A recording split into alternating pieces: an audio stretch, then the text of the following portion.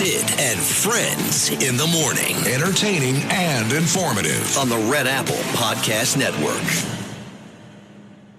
Morning. 77 WABC. Sid Rosenberg. There he is. Sid. Do you want to come up here, Sid? Mark.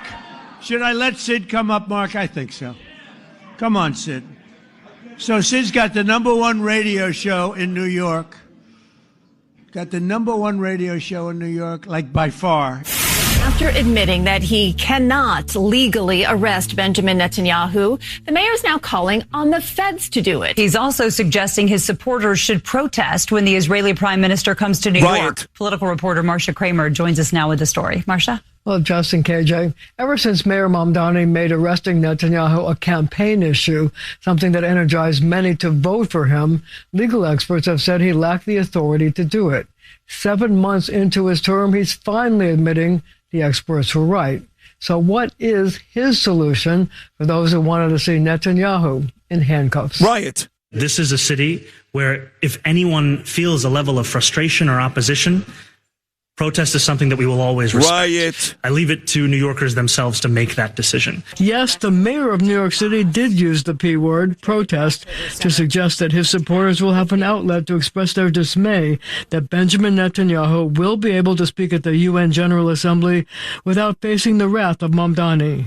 I think one of the bedrocks of our city is protest. Mamdani rolled out the latest chapter of his anti-Netanyahu campaign with a passionate social media post in which he finally admitted what experts have said all along: no mayor can arrest a foreign dignitary coming to the UN. It is clear that we do not have the independent legal authority to enforce this warrant. Israel's Consul General Ophir Akunis slammed the mayor, saying, quote, Mamdani's obsession with demonizing the only Jewish state is not only reckless, it is a dangerous precedent that is being set by him. This is another example of his anti-Semitic record and hostility towards Israel, and it disgraces the office he holds. Jewish leaders say the mayor's anti-Netanyahu campaign can only lead to more anti-Semitic incidents in the city and more hate crimes. He is essentially inviting a riot. The groups that look up to Mamdani, the DSA, and all of the other groups that are in the streets, they will go out and they will riot. And I don't think the riot will end with Netanyahu.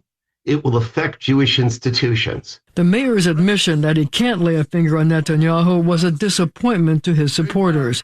Nordine Kiswani, the founder of Within Our Lifetime, embraced the idea of protests, but she suggests there are other things the mayor can do, like stopping events here in which Palestinian lands are sold and cracking down on Jewish nonprofit groups. There's many organizations operating within New York City that funnel money to illegal settlements. And not only do they have nonprofit status, donations to them are tax exempt. He can also use Consumer Protection Authority against deceptive settlement-related real estate marketing. Now, the UN General Assembly opens in early September, but the high-level debate when many world leaders speak starts the week of September 22nd.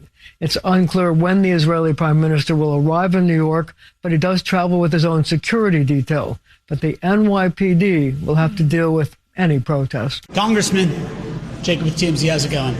So this morning I see that you called Zoran Mamdani a Muslim terrorist. Good. How does saying things like that help your cause? I feel like it can really get under people's skin. Look, the truth. We should always tell it's the truth. It's the truth? Sure. Well, he's an elected official. He's a sitting mayor of New York. So, you mean he's not a terrorist? Right. So the guys who run Hamas, who sit in Qatar or Turkey, are they terrorists? Well, how could you compare that to the sitting mayor of New York? Same thing. I mean, what Zoran was saying is... you're elected doesn't mean you're not a terrorist. So Zoran Mamdani gave a speech where he decried the killing of Muslim terrorists. He gave a number in his speech. Let me finish. He gave a number of people that he claims Israel killed. That number objectively includes Hamas terrorists, and he decried the killing of Muslim terrorists. Isn't he also saying that the ICC has charged Netanyahu as a war criminal and therefore he should be arrested? He's the mayor of New York.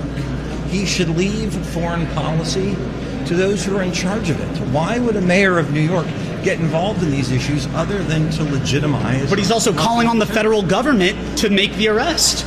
We can't make the arrest. We are not a party to the ICC. It's a fake court that America's not part of. We could also follow the warrants of some group of people who are playing Dungeons and Dragons. Going back to your tweet, though, there's so much talk about turning down the rhetoric, and when you call someone a Muslim terrorist, I agree that TMZ shouldn't use the term white supremacist or Christian nationalist, and I'm glad that's the policy that you're going to have moving forward. I'm saying if we called someone like a Jewish terrorist or like a black terrorist, if they're a terrorist, but have you ever used the term white supremacist? Yes. Of course, yeah. Okay, so why can't we use the term Muslim terrorist? It just seems like a different connotation when you're adding a religion to it. Okay, have you ever used the term Christian nationalist? Yes. I bet you guys have. Yes. I don't think so. I think there's white nationalists, but at the same time, it's like if someone said Jewish nationalist, and I say this as someone who is Jewish, like I just think it would be... I use the language the way it is described. Some controversy on Long Island. There was a public hearing over a proposed Islamic boarding school and mosque in Bayshore. What? And many neighbors say the facility shouldn't be in a residential neighborhood, while others say houses of worship should be welcomed anywhere. Jennifer Bisram reports. It's a 3-story, 73,000 square foot property on Long Island that housed a Catholic boarding school from the 1920s to 1972, and more recently served as a home for Catholic priests.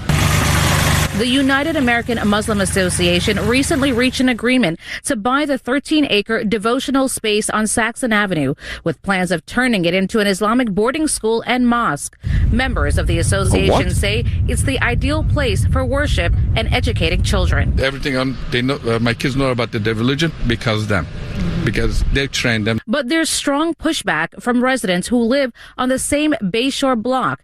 Many even have signs on their lawns that read "No boarding school." There's going to be so much traffic right here on the main road. I think it would be atrocious for the community. We don't want 120 high school kids living here. Those who oppose the religious complex and schools say it's strictly a zoning issue.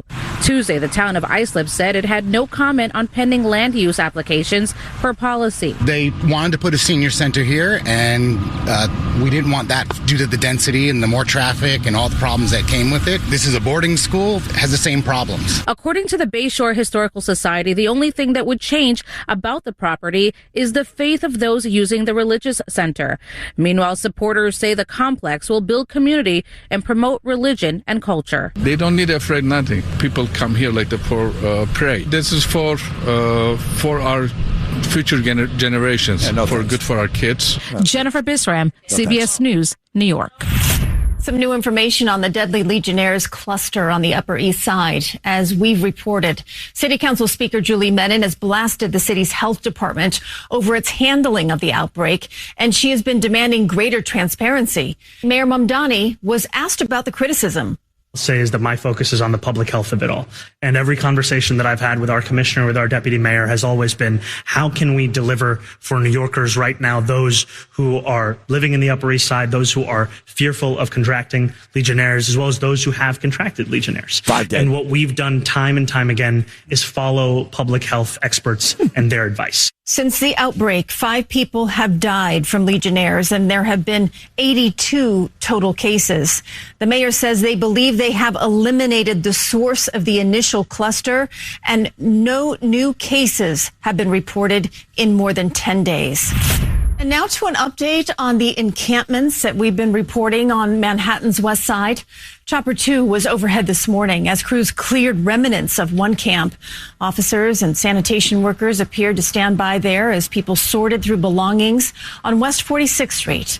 A man living in a nearby encampment told our Marcia Kramer yesterday, when one side is cleared, people just move on to the next.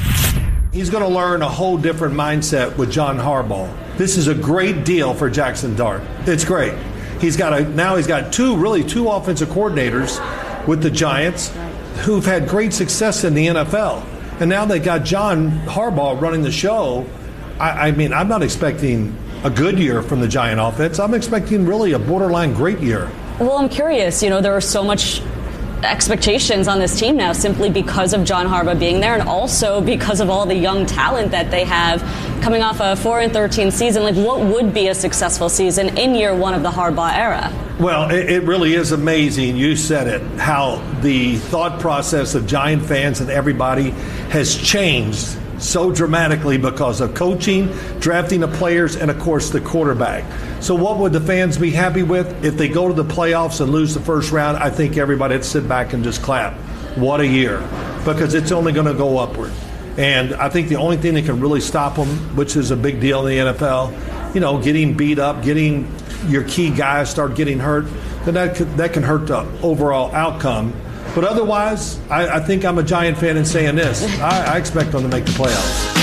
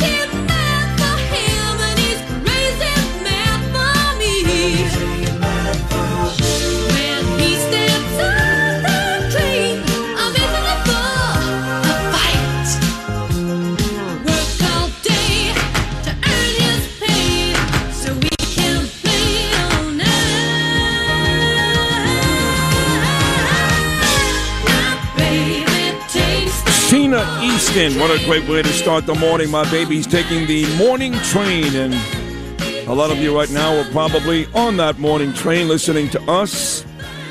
So good Thursday morning. Going to be a gorgeous day today. Temperatures in the high 70s, lots of sunshine, low humidity. Going to be a pretty weekend too, I think. Lows in the 80s and sunny as well. So good morning on that morning train. Thank you, Sheena Easton. Well, I love the end of that open put together once again in extraordinary fashion by our great executive producer, Justin Ellick. And you heard the voice, of course, of the former great New York football Giant quarterback, Phil Simms. So while Mamdani remains the big story today, and I'm going to say it again, and I know people get aggravated. No, I'm the one. No, you're not. There has been nobody who has been tougher and more vicious on the mayor in this city than me. Nobody, okay? So we'll get to all that in a minute. But today is, I believe, the first day of rookies for the football Giants. And the former Super Bowl winning quarterback of the Giants, Phil Simms, has been doing interviews all week long about his thoughts on the upcoming 2026 season. Phil, of course, was the quarterback for the Giants in 1986, that amazing year when the Giants beat John Elway and the Denver Broncos in Pasadena to win the Super Bowl. And people forget in 1990, when the Giants won their second Super Bowl under Bill Parcells, his last year there. He left after that. Ray Handley took over, and the Giants beat the Buffalo Bills in that epic Super Bowl where Whitney Houston sang the national anthem. Phil was not the starting quarterback because he was hurt, and the Giants' backup quarterback, Jeff Hostetler, actually won that game. And Hostetler was repaid the very next season when Ray Handley replaced Bill Parcells. He made Hostetler the starting quarterback. Believe it or not, the Giants started the very next year. It would have been, 2000. Is that right? No, 1991, excuse me. The Giants started the next year playing the 49ers on Monday Night Football. At home, they won the game. Hostetler was the starting quarterback, and Phil Simms was the backup. And that lasted about a year or so. And then Dan Reeves came in, and he made Phil Simms the starter once again, what was Phil Simms' last season. In fact, Phil and Lawrence Taylor had their last seasons together. They went on to beat the Minnesota Vikings in the playoffs. They got blown out by Steve Young and the Niners, and that was it for Phil. But Phil has been making the rounds all week talking about the Giants, and he is very, very, very optimistic that the Giants, with their new head coach, John Harbaugh, their second-year starting quarterback, Jackson Dart, some new talent on defense, and a big-time offensive lineman they drafted out of Miami. Simms thinks the Giants are a playoff football team, which is music to the ears of my guy, Noam Layton, who is also a diehard Giants fan. Happy to hear that, Noam. Yes? Oh, yeah. And then you got Cam Scadaboo. I mean, this team looks good, and there's a reason to sit down and watch them every Sunday, which there hasn't been for a long time. You know, Cam Scadaboo was great at Arizona State, and I knew about the kid. I loved him. He, so far in the NFL, been 3 yards and a cloud of dust, and he shredded his ankle in his rookie season. I love the kid, don't get me wrong. He will run through a brick wall for you. But he's done nothing in his NFL career at all to deserve all this talk like he's O.J. Simpson coming back from an injury. No, he's not. Take it easy. We've got Cam Scadaboo. Okay. Yeah. It's not like we got Saquon Barkley or we've got the kid from Atlanta or the kid from Detroit. Now, look at Scadaboo's numbers last year. They were far from great. And, of course, it wasn't the same team. I get it, different coach and different starting quarterback. But I think the jury is still kind of out on Cam Scadaboo. Love him. Plays with reckless abandon. Was a great running back at Arizona State. I do think he'll be a great pro. But you did what a lot of people do. We got Cam Scadaboo. He's got about 400 yards in his career. Yeah, all right. Take it easy. He's fun to watch. Down. He makes it fun to watch the team. Take it easy. He was the reason to watch them last season. No, he wasn't. Until he was out. No, he wasn't. Russell Wilson actually threw for 500 yards in one of those losses. Come on. You know, you watch the Giant offense now for Jackson Dart and Malik Neighbors, who got hurt badly last year. And we're not even sure if Malik Neighbors is going to be healthy this year.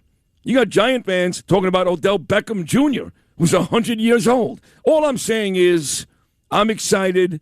They're going to be better than last year. Not too tough. They were 4-13. I do love Harbaugh. I do like Dart if he stays healthy. But I think Giant fans got to calm down just a little. Just a little. You got an unhealthy wide receiver, a running back who's proven nothing. Abdul Carter, their number one pick last year, basically did nothing.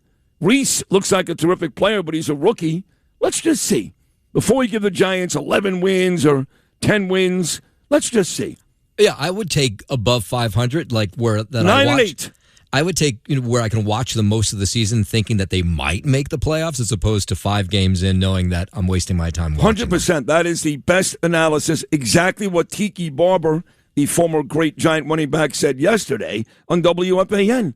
He just wants the Giants to be in these games and to play meaningful football games in November, which they haven't done in years. I think that's a positive outlook, a realistic outlook. But to go from 4 wins to, we're going 11-6, and the Eagles are shot, and Prescott can't win a big game, and who knows what Jaden Daniels will do in Washington. Take it easy. That's all I'm saying, right? And Dart's got to stay healthy.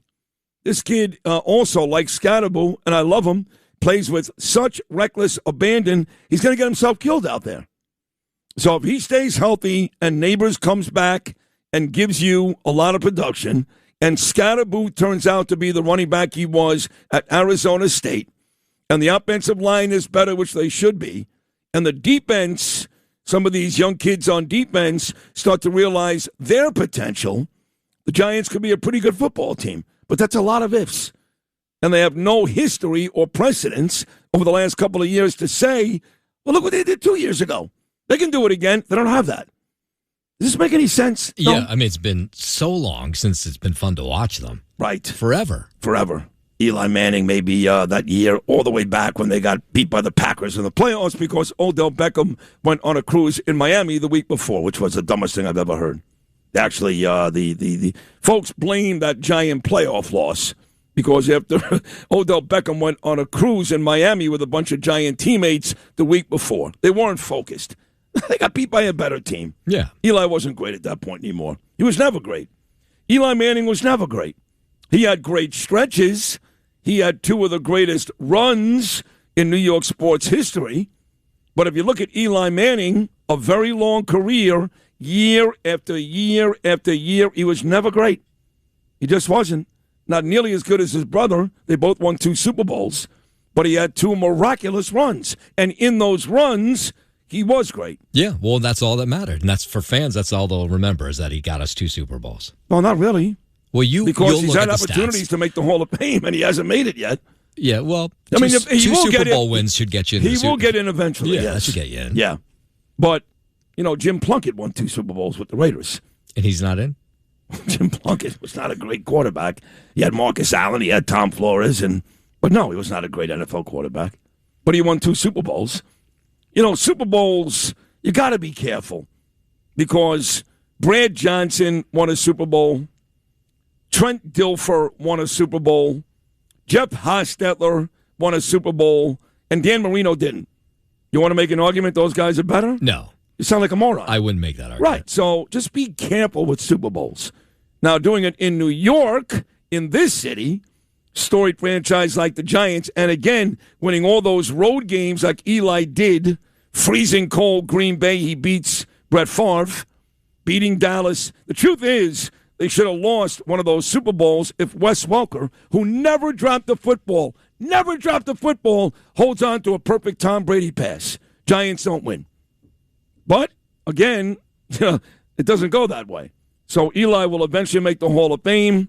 He goes down as a legend, which he should, but he was never great. Let's see how great this Giant team can be. We will talk to Phil Simms coming up at 9:35 this morning, and we will have, just to warn you guys, or excite you guys, depending on who you are, we will provide you with extended football coverage throughout the season. Wow. You don't need to listen to Boomer Esiason and Gio. I'm a former WFAN guy. I know just as much about football as anybody in sports talk radio today, if not more. I've got great relationships. Bill Simms on the show this morning.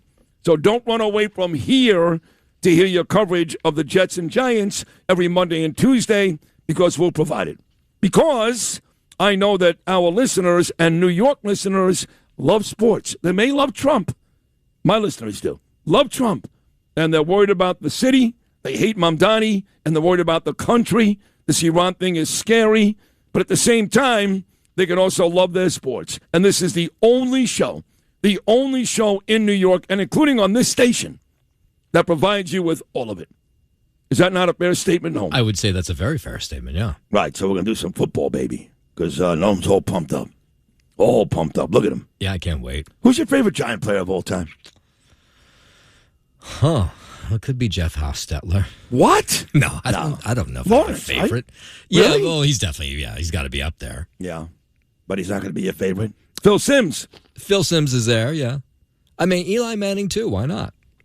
I don't know. I'm 2 asking Super you. Bowls. I would say I like Eli Manning post-Giant and as a Giant, so maybe he would be number 1. Okay. Now, Lou, are you a Giant fan? Yes. I should know this. Yes. I know you are.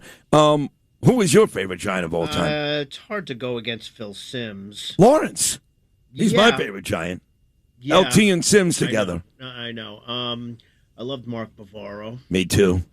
I love Mark Bavaro when he would genuflect in the end zone after a touchdown. How great was that? Yeah, I loved their linebackers. I loved Harry. Harry, Hall of Famer, Harry Carson. All those linebackers back then, they had guys like Brian Kelly, Brad Van Pelt.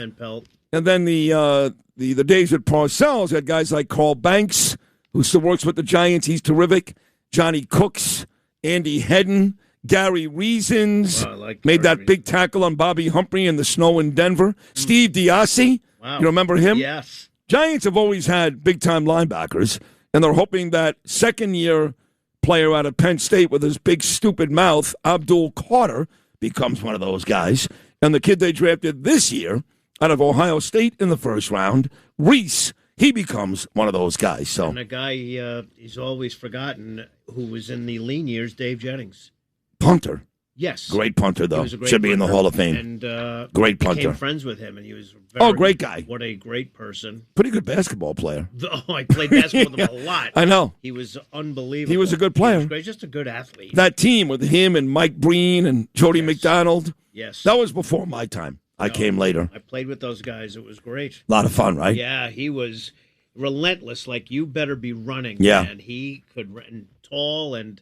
See, all those years I did the Giants pregame show outside of Gate D, and 10,000 people would show up. Pat Hanlon was great, and Bob Papa, Carl Banks, Frank Gifford when he was alive, and Dave Jennings would come to those every now and then. Yeah. I was very sad when he died. No, it was really sad. Yeah, but he was a great Giant. He was. You're right. Big Allman Brothers fan. Yes, love the Allman Brothers. Yeah. So, what are your thoughts on the Giants this year? Well, there's a huge amount of expectation for them now. You could hear it. You could see it. A lot of pressure for a second-year quarterback, right? And understandably, I guess so. I think there's going to be a lot of expectation.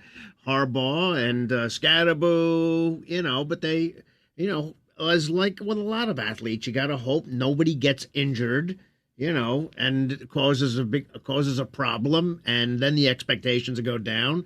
But I think it's reasonable to think they're going to go a little over 500. That's reasonable. Well, that would be a great year. Yeah, they won 4 games last year. They won 4-13. So if they go 9-8 this year, which is above 500, that's a great year. And if they're in if they're in most in the games, right? That's it. You just want to be watching. That's all you could ask for. And then you could get more excited as it goes on. I mean, I'm excited for football. Yeah, me too. For the first time in a while. I mean, the Mets suck, and the Yankees, they'll be fine. Big effort by Max Fried, came back and shut out the Pirates yesterday. Yankees will be in the playoffs.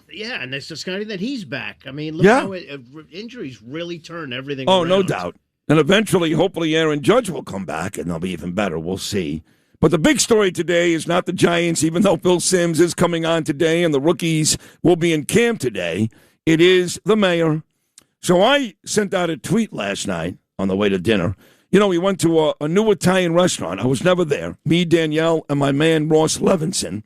61st Street and 2nd Avenue. The name of the place is Scalinatella.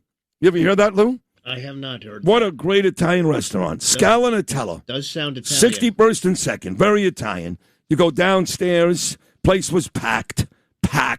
Good-looking clientele. You could tell they were wealthy.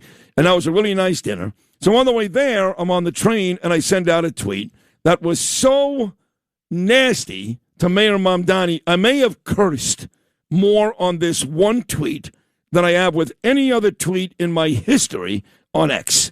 At Sid Rosenberg 19, that's where you find me, at Sid Rosenberg 19, and I leveled the boom on Mayor Jihad racist, Jew-hating, America-hating Mamdani. I lowered the boom, Nomi.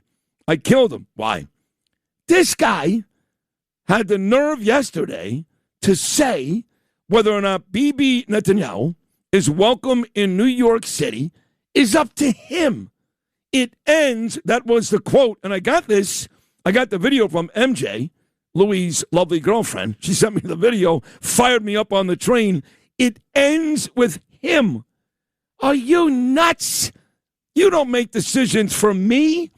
You don't make decisions for any decent New Yorker. You're not my mayor. I don't care that you won. I think you're garbage. I think you are human garbage. I don't care what you say. It doesn't end with you. You're just one disgusting person who New York was dumb enough to elect. Did you believe he said that, Noam? It ends with him. I'm not surprised. I'm not surprised either, but are you kidding me? Does he make your decisions? No, he does not. Right. So are you okay with Bibi coming to New York? Of course he can come. Well, but he said no. I know, but... Well, the mayor said it ends with him. Well, I thought I was more frightened by the fact that he was trying to get people onto the streets to protest when Bibi comes. Don't say protest. He wants people to riot. Yeah, I think he you're wants right. riots in New York City. That's what this piece of garbage wants. He wants riots. Where is this whole speech he made yesterday about it's up to him whether or not Bibi is welcome here? Where is that? You got that? Oh, I've got it. Here it is. Yes. This is, I guess, it's a short one. Mamdani cut number 5. And this is where he says, I guess basically, go out there and riot. Mamdani cut number 5. This is a city where if anyone feels a level of frustration or opposition, protest is something that we will always respect. I leave it to New Yorkers themselves to make that decision. I think one of the bedrocks of our city is protest. No. Losers. Losers protest. He's going to organize those protests. I mean, behind the scene. He'll organize And what do you think is going to happen? It's not going to be pretty because there'll be people on the other side. And it's already ugly. I mean, there was an attack on a Jewish person yesterday. Oh, there was? Yeah. And where was this? In Brooklyn.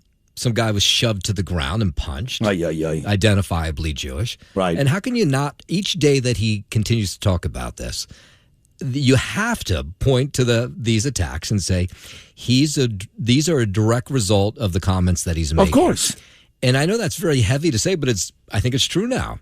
And I don't know if you saw this, Sid, in the last 24 hours, since the mayor put out that 2-minute thing on X and on the NYC government website where he really went after Netanyahu.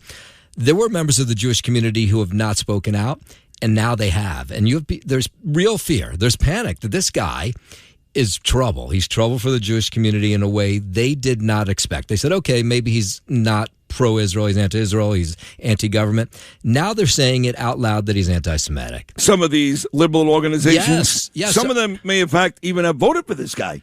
I think probably a fair amount of them did. And so who are these organizations that came out yesterday and now they're upset? And these organizations, by the way, that don't normally comment on things like this, but feel the need to now. So you have the UJA, which is one of the big charitable organizations in the city, maybe the biggest one.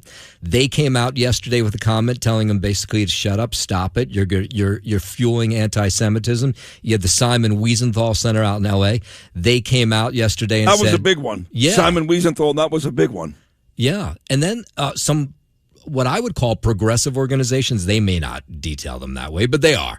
Some smaller progressive organizations that are Jewish organizations that, are civil rights groups, that kind of thing. They also coming out with all kinds of comments saying, hey, you need to back off. You're going to cause all kinds of problems. You have no idea what you're doing, and you have no sense of history of why Israel is there. You have no sense of why the nation was formed or what is taken. And by the way, and I thankfully a reporter asked them this yesterday at this press conference. They said, do you not know that there's suffering on the other side? I mean, you've not acknowledged that in any shape or form. And even when he answered that question yesterday, you were like, really? Like, they asked him, was October 7th a war crime? Right. And he said, no. He said it wasn't a war crime. But meanwhile, how could it not be a war crime? They took babies. Are you sure he said no? I think he said yes. No. I don't want to give him any credit. He said it was not a war crime. Not a war crime, okay. No. Just a response to what's been, I guess, occupation for all these years, right? This moron. He knows nothing about Israel. He knows nothing about the dynamic between Israelis and Palestinians. I do because I go back every 6 months.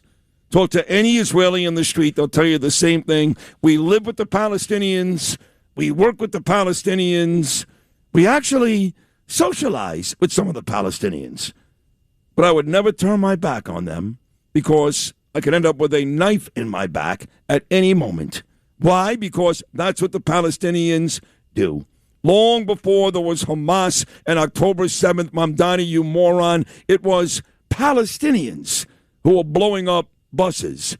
Palestinians who blew up Sparrow's Pizzeria. Palestinians who are killing innocent Israelis even today in neighborhoods in Judea and Samaria. Palestinians who helped Hamas with October the 7th. Palestinians who abducted the Bibas family, and the mother and 2 little babies were eventually murdered by Hamas. So the idea that the Palestinians are just innocent people in the way is stupid. But Mamdani doesn't care because he hates the Jews. He hates us. That's the bottom line.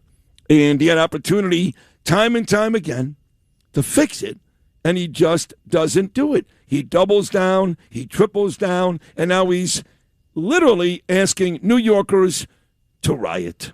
That's what he's asking. Paul Morrow, who's on this show quite a bit, good friend of mine, former cop here in New York.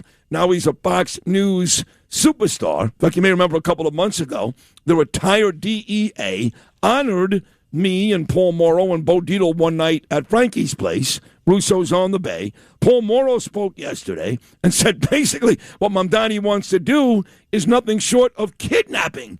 This is Paul Morrow, Lewis, from Fox News, cut number 3. The gist of it was that were he to order the NYPD to go out and arrest Netanyahu, knowing that he has no authority to do so, and in fact, if anybody took an overt step towards doing a substantial step, an overt act, you would have a conspiracy to commit kidnapping because there's no legal basis to do it. He knows that, and so he's knowingly conspiring with somebody else to say, go grab somebody illegally and let's recognize something else.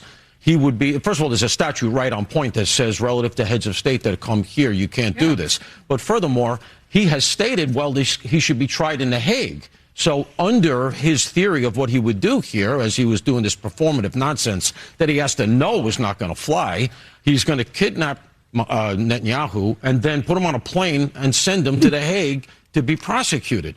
There's no universe wherein that's going to fly. He knew it. It's all performative. And I think the tell here is that he knows there's no federal case either. There's no federal standing to do what he's advocating, yet he's doubling down, saying, well, we can't do it. I checked it out, but the feds should do it. He knows that that's not going to happen and can't happen either. He's continuing to lie. It's all performative. He's playing to his base. And all I've got to say, if he's so obsessed with Gaza and his base is so obsessed with Gaza, what are they doing to make Gaza better? Has he gone there? Has he done anything relative to the actual issue? That's right. Done nothing but grandstand. It's all performative. Let's just hope this DSA stuff comes and goes because it's nothing but a drag on the American experience.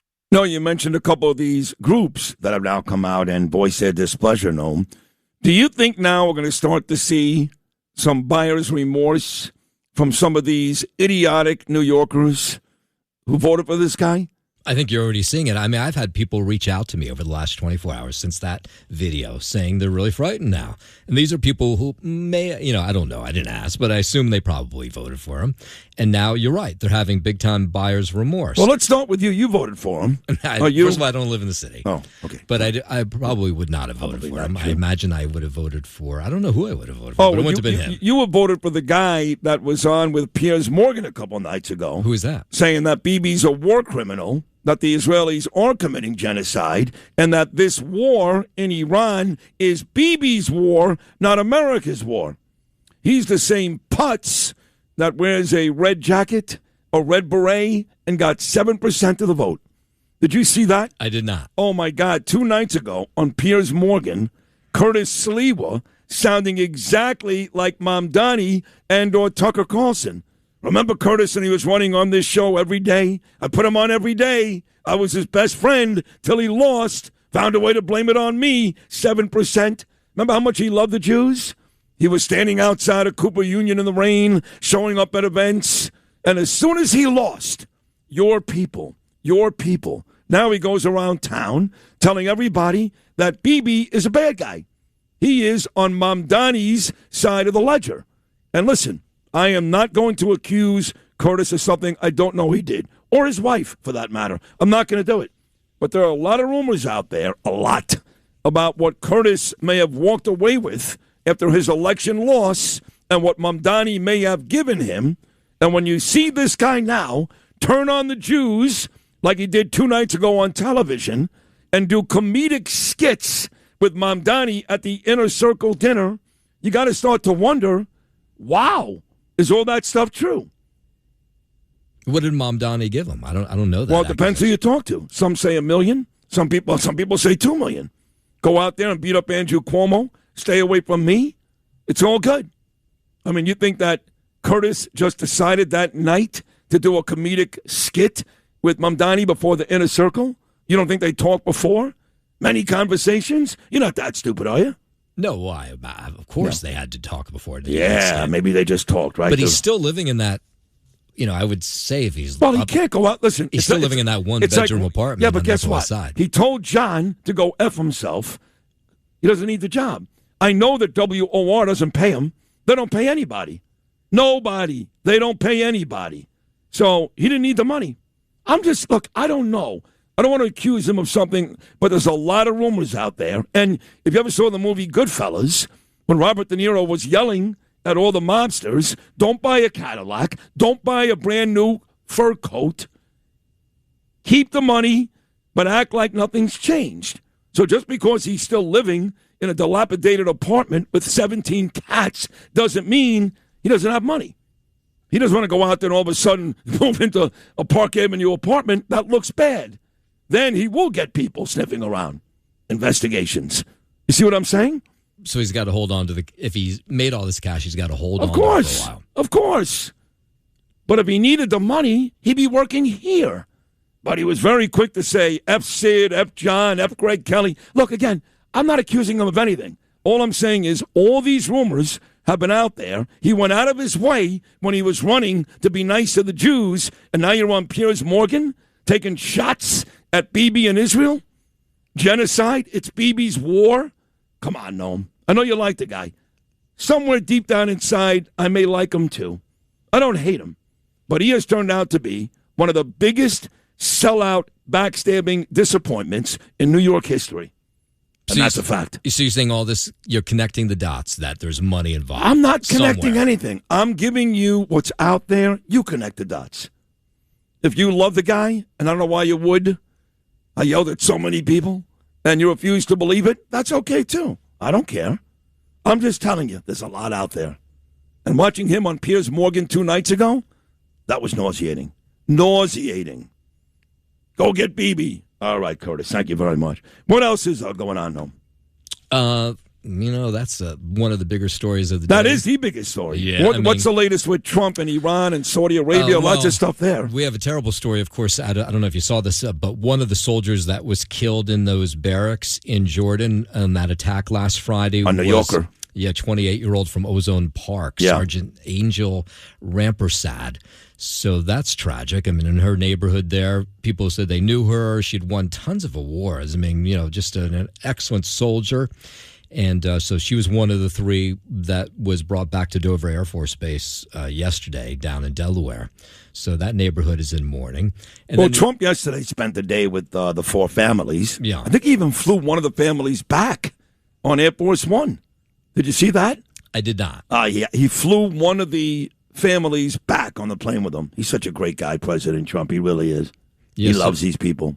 Unlike Joe Biden, who was checking the time on his watch when they buried those 13 courageous Afghanistan victims. Literally like the movie Clute with Jane Fonda, he started checking the time. President Trump puts these people on his plane.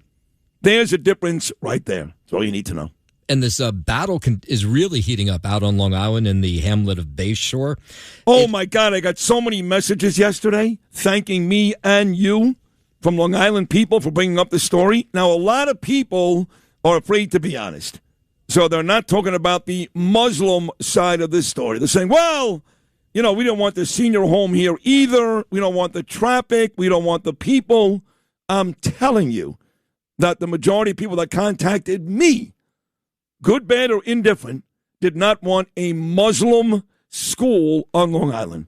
And that may sound racist, and it may be racist, but I'm telling you that's the way those people felt.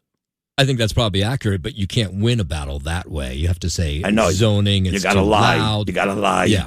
So for people who haven't followed the story, it's a former Catholic boarding school that was there from until the 1970s, and then recently. Well, it was there for 50 years. Yeah. It opened in the 20s. Yeah. So, and then most recently, it had served as a home for Catholic priests, but they didn't need the property anymore. So this Muslim association, the United American Muslim Association, came in and bought this 13-acre parcel residential and wants to turn it into a boarding school for Muslim students, about 120 high school students. Hilarious. So they had a zoning meeting on Tuesday.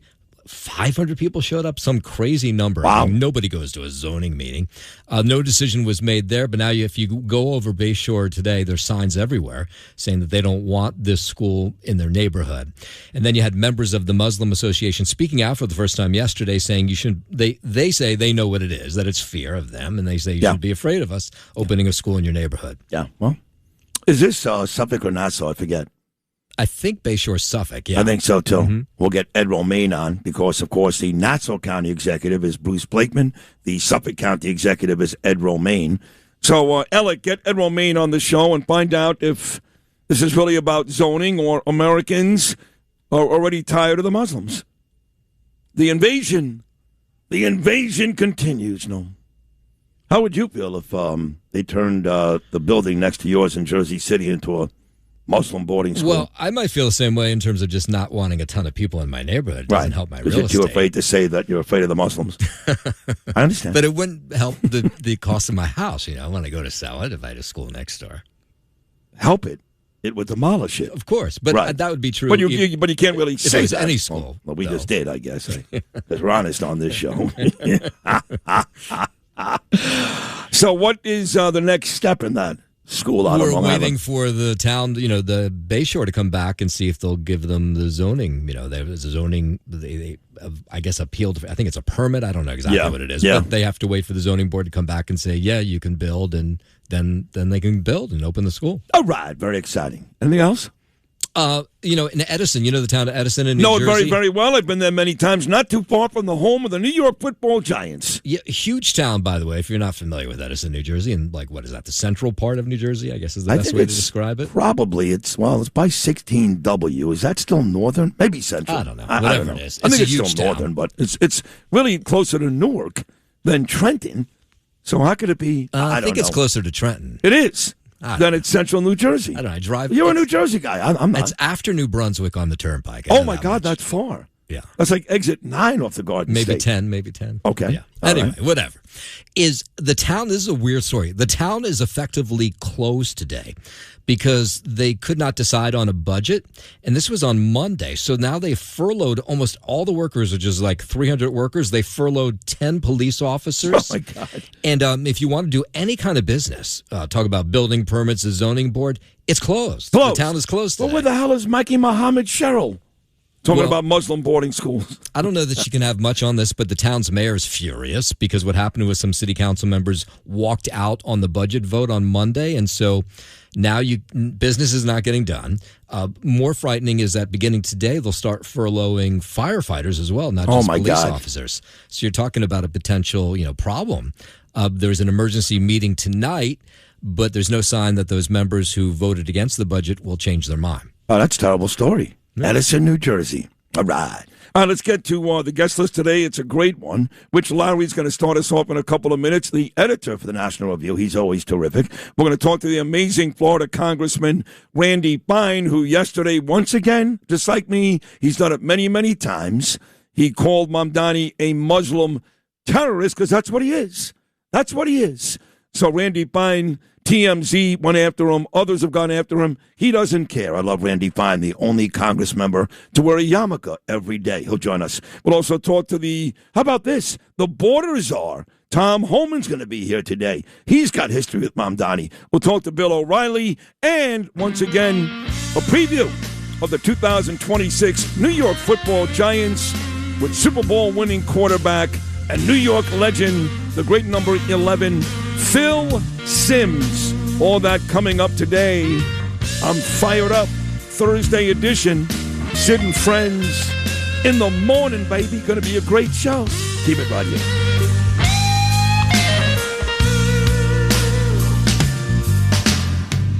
When you can't find the light that got you through a cloudy day, when the stars ain't shining bright, you feel like you've lost your way. When the candle light of home burns so very far away, now you gotta let your soul shine, just like my daddy used to say.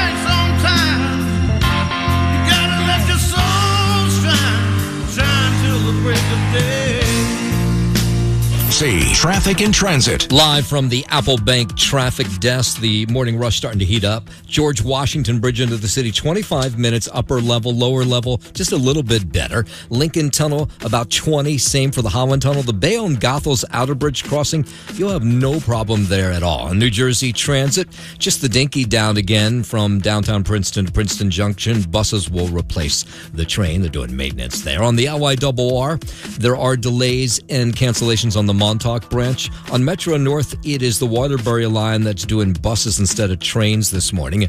And down below on the subways, there's a partial suspension on the D line, delays on the 2, the 5, and the A. Traffic sponsored by Apple Bank, now with its highest annual percentage yield this year on any 6 to 12-month CD. Visit your local Apple Bank to open today. Member FDIC. $25,000 minimum deposit required to open, new money only. Early withdrawal penalty may apply. That's traffic. Now is the time. Celebrating America. And I'm proud to be an American. Freedom 250. Why do I love America? Because we promote the idea that if you put your mind to it, you can accomplish anything. Celebrating 250 years of freedom. America. And the American spirit. This is Sid and Friends in the Morning. Friends, how many of us have them? Friends. 77 WABC.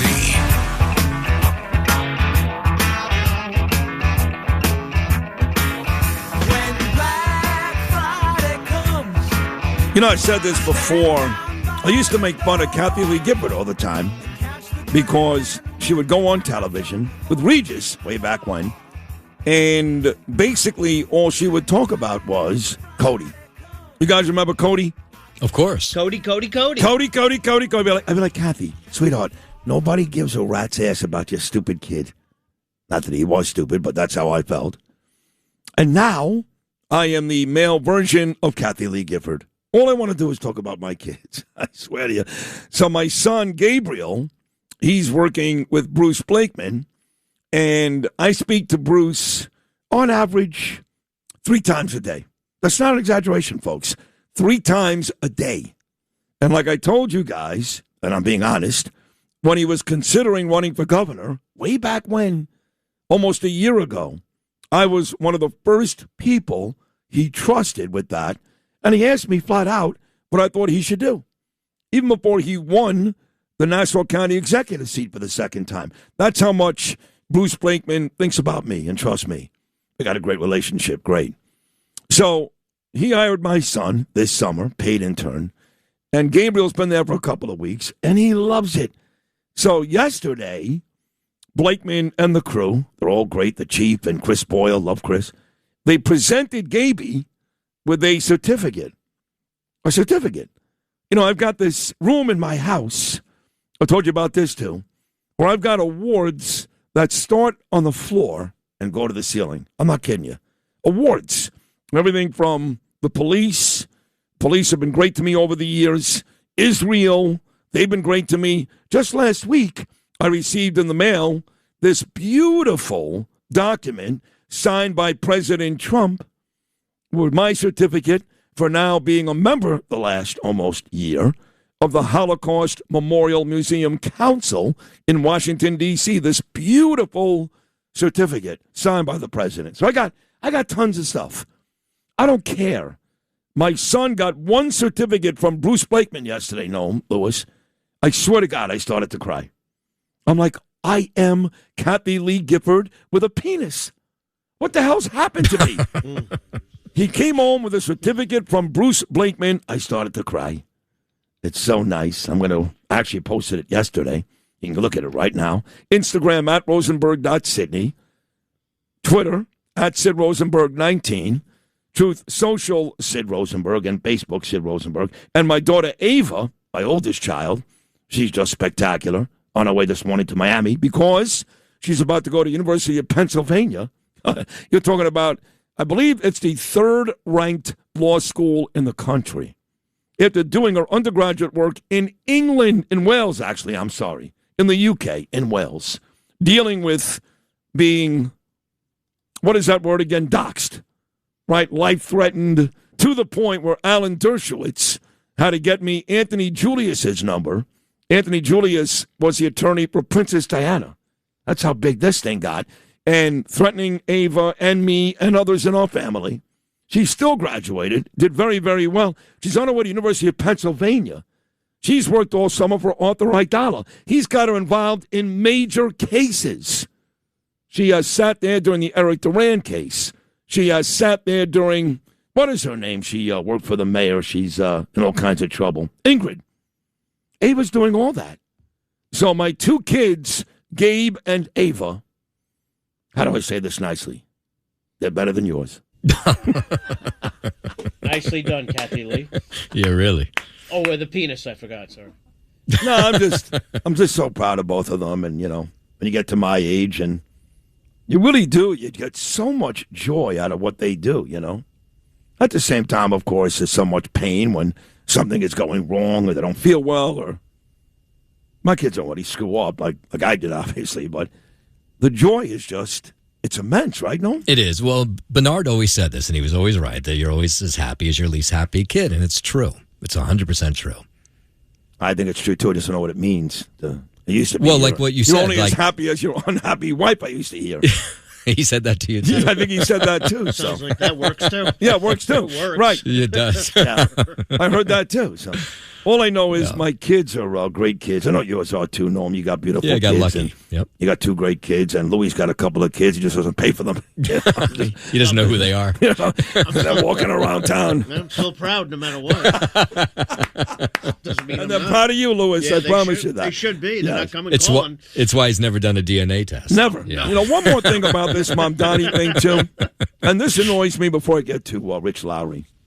One of the issues I have with New York City is, and I know that Scott Lebedo, I saw him Saturday when I saw the president. He's terrific when it comes to criticizing Mamdani. Vicky Palladino, she's terrific. Ina Vernikov, she's terrific. There have been people over the last couple of months that have been great, and they've been fearless.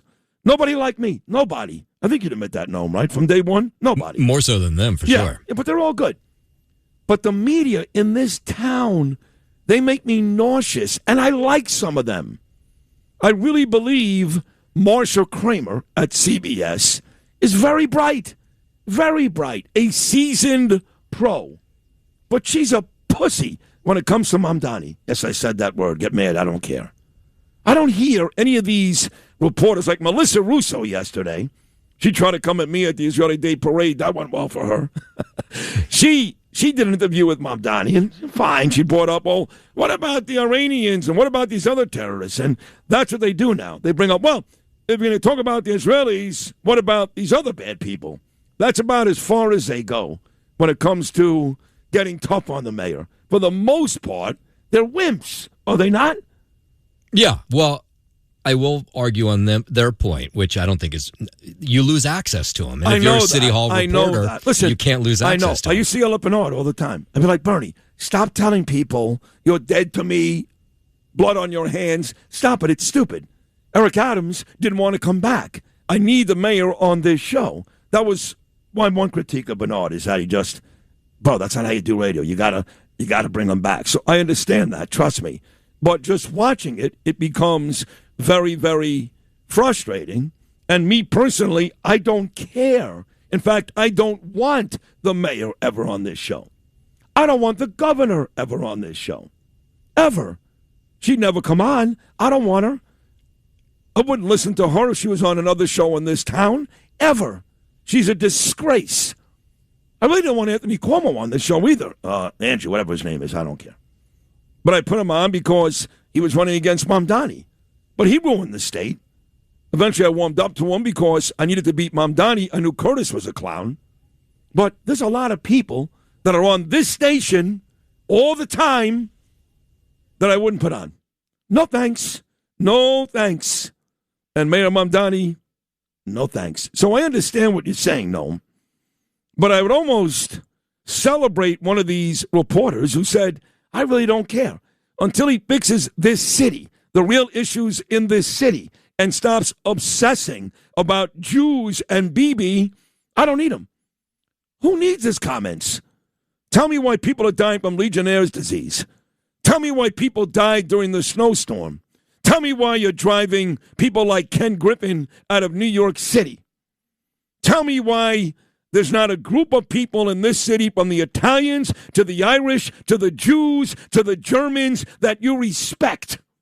Tell me why our kids are morons and all you're worried about is how much jihad can we teach them or slavery. Tell me these things. Then I'll talk to you. Otherwise, no thanks. I don't need you. How great would that be? I know I'm being silly, but how great would that be? It would be great. I mean, I'd like to see some courage even from, and some words spoken from Julie Menon. How about Police Commissioner Tisch? Maybe now's the time to speak out. Julie Menon's been tough on this guy. On these recent comments, why don't you come out and say something? She did. What did she say? Maybe not. I don't know. No, I didn't hear anything. She did cream him on the Legionnaire stuff. Yeah, well, because he did do a good job. Right, which Lowry's calling Lewis. But, yeah, she could be tougher. There's no doubt Julie Menon could be tougher. And Jesse... But I think at some point there's a time to speak out. Maybe that's now. Maybe it is. And you know how much I love Jesse. And I'm very close with Tish. I talk to her every week. But she just wants to keep her job, so. But I get that criticism all the time about her. Your friend Jessica Tisch sucks, says nothing, does nothing, doesn't care about the cops. I get that all the time. There's only so many hours in a day, Noam, where I can fight all these battles, okay? Find a way to defend Trump, even though he's made a bunch of mistakes, and I love him, but he has. Find a way to defend Jessica Tisch, even though a lot of the rank and file doesn't like her. Find a way to defend even Menon these days, who called me an Islamophobe not once but twice in the media. But I've forgiven her. How many hours do I have in a day? No. There's only so many. Right. If I'm not mistaken, it's 20. I got a wife. I got kids. I got a real life. You know?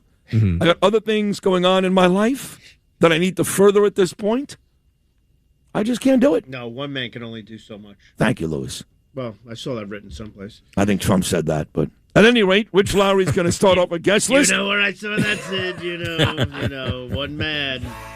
We're going to get it done, though, Sid, right? You and I are going to get it done.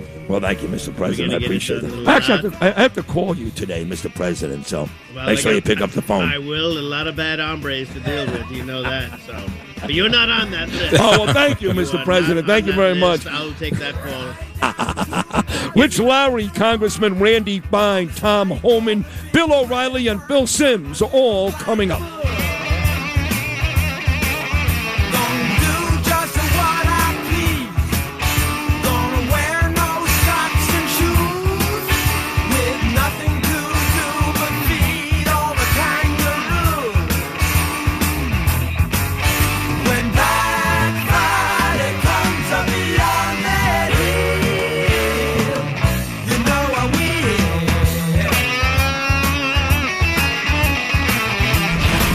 News and talk station. Download the 77 WABC mobile app now. All right, folks, it is time for the 77 WABC minicast. Here you get the whole story in under 10 New York minutes. Download and subscribe wherever you get your podcasts and get the max out of Mini.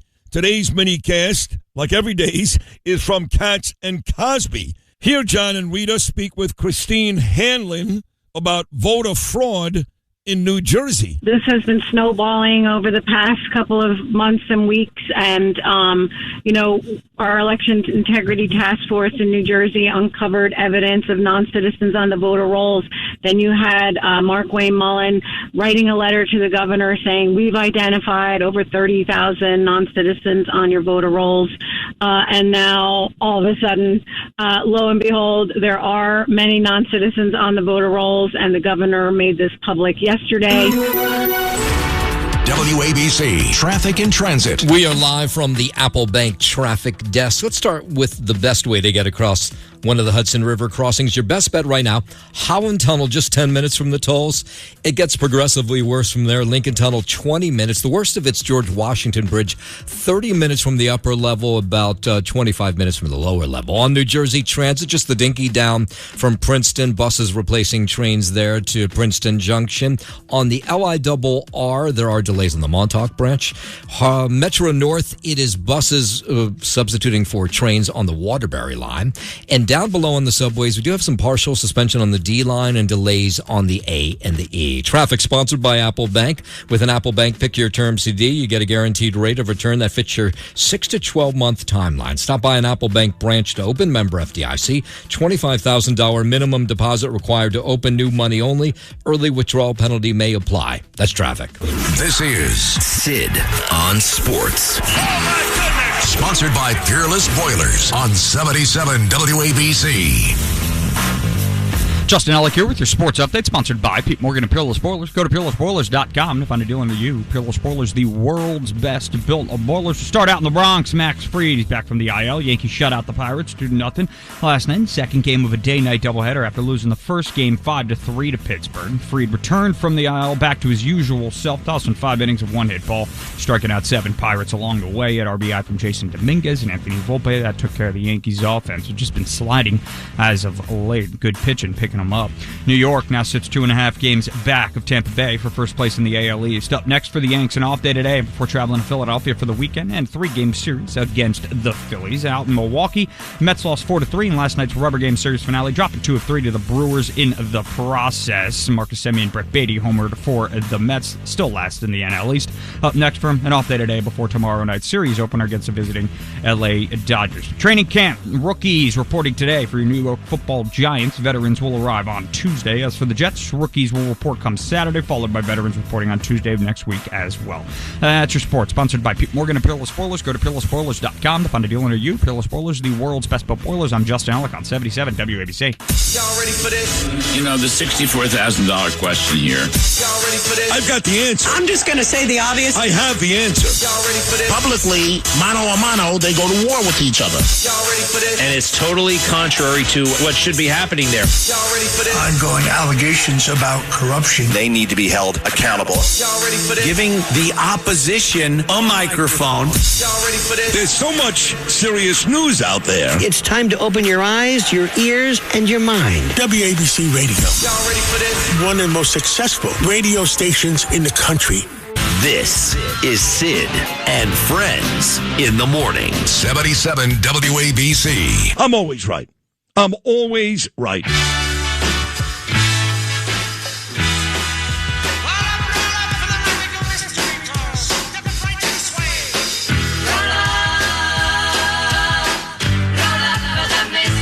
Got to tell you, I think I really am always right. I really am. I think I heard that somewhere. Yeah. It's crazy. Doesn't make any sense.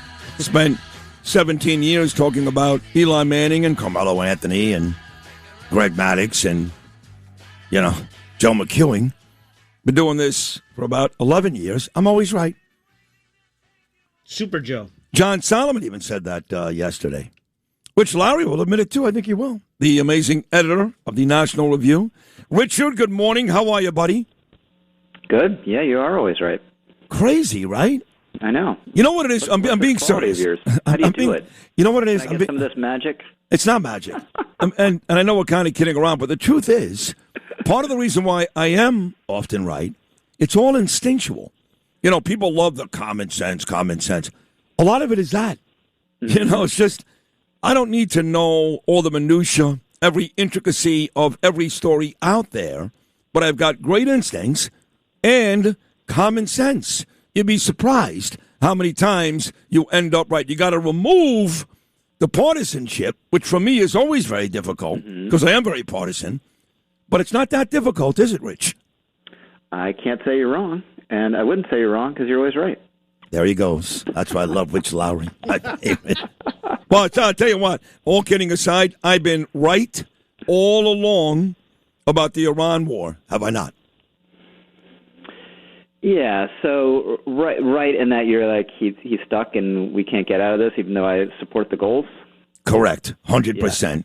And while people were celebrating, we won, we already won, talking about economic indicators and all that nonsense. And the deal was BS, yeah. You're right about that. Yeah. Too. So where are we with this conflict? It looks like he's preparing just to hit him real hard again. My take, it's hard to come out with something we're going to be happy with unless you reopen reliably the Strait of Hormuz by force. I think if you hit them really hard, bomb bridges or whatnot, you might get them on another fake deal. But you're never going to get them to loosen their grip on the strait unless you take it from them. And the problem is, it's hard. It's going to be protracted. It could be a years-long operation, or a stretch into next year, or whatever it is. And the president's not interested in that. That's not what he signed up for. But he's staring in the face the other option, which is like a BS MOU that basically de facto gives them control of the strait, and he doesn't like that either. So I think it's a tough situation. I do think it's going to hit him and see what happens. The other thing is we keep talking about no regime change. It's not our job. And it's not just about the Strait of Hormuz. I'm sorry. And it's even less about getting the dust, which really, if we're going to have an honest conversation, is almost impossible. It really is.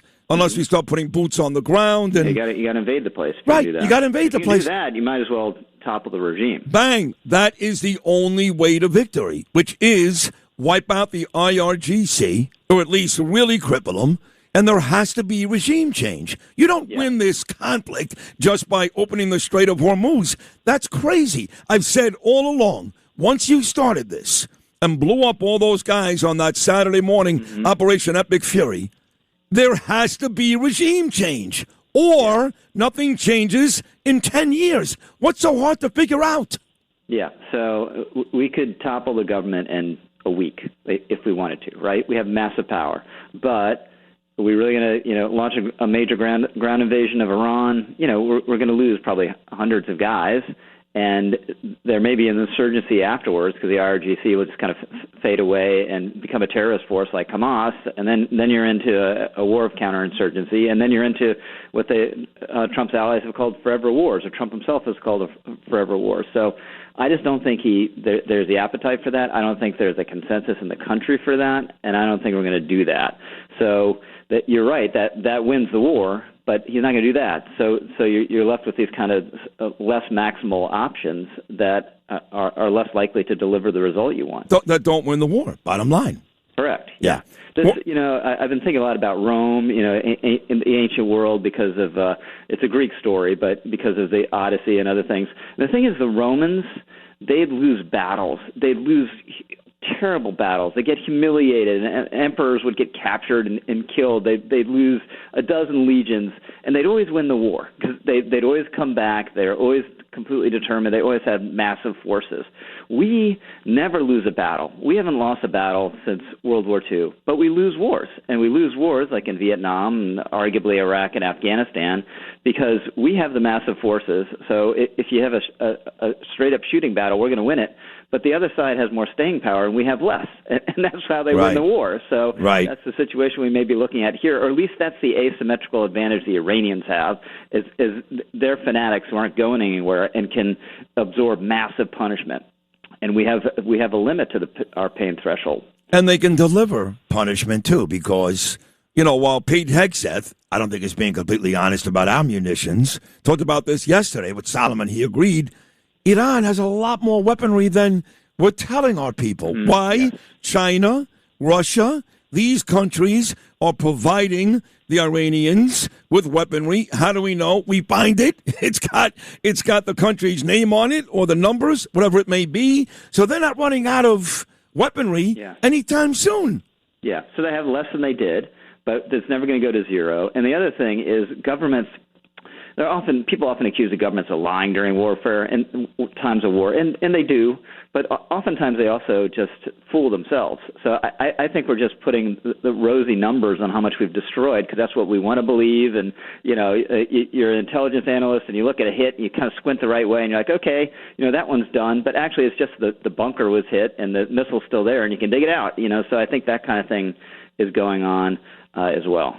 You and I didn't talk. You were on the show earlier last week. We haven't talked since the J.D. Vance interview with Joe Rogan. I think you know how I feel about J.D. Vance. I'm not going to go over it again. I'm bored of it. What were your thoughts on that awful interview? Well, we did talk about, blaming an Israeli influence campaign for undermining the MOU, which was crazy. But look, the guy is incredibly talented. He's very glib. I don't think he's ever done a bad interview. I think he'd come on with you and charm you and he won't come on with me and never be cornered. He won't come on with me. He's not going to come on with you. But if he did, he would. So, and I think that's true of the Rogan interview. And there was one thing relevant to the Iran debate that kind of set off a little light bulb in my head. He said, you know what, Joe?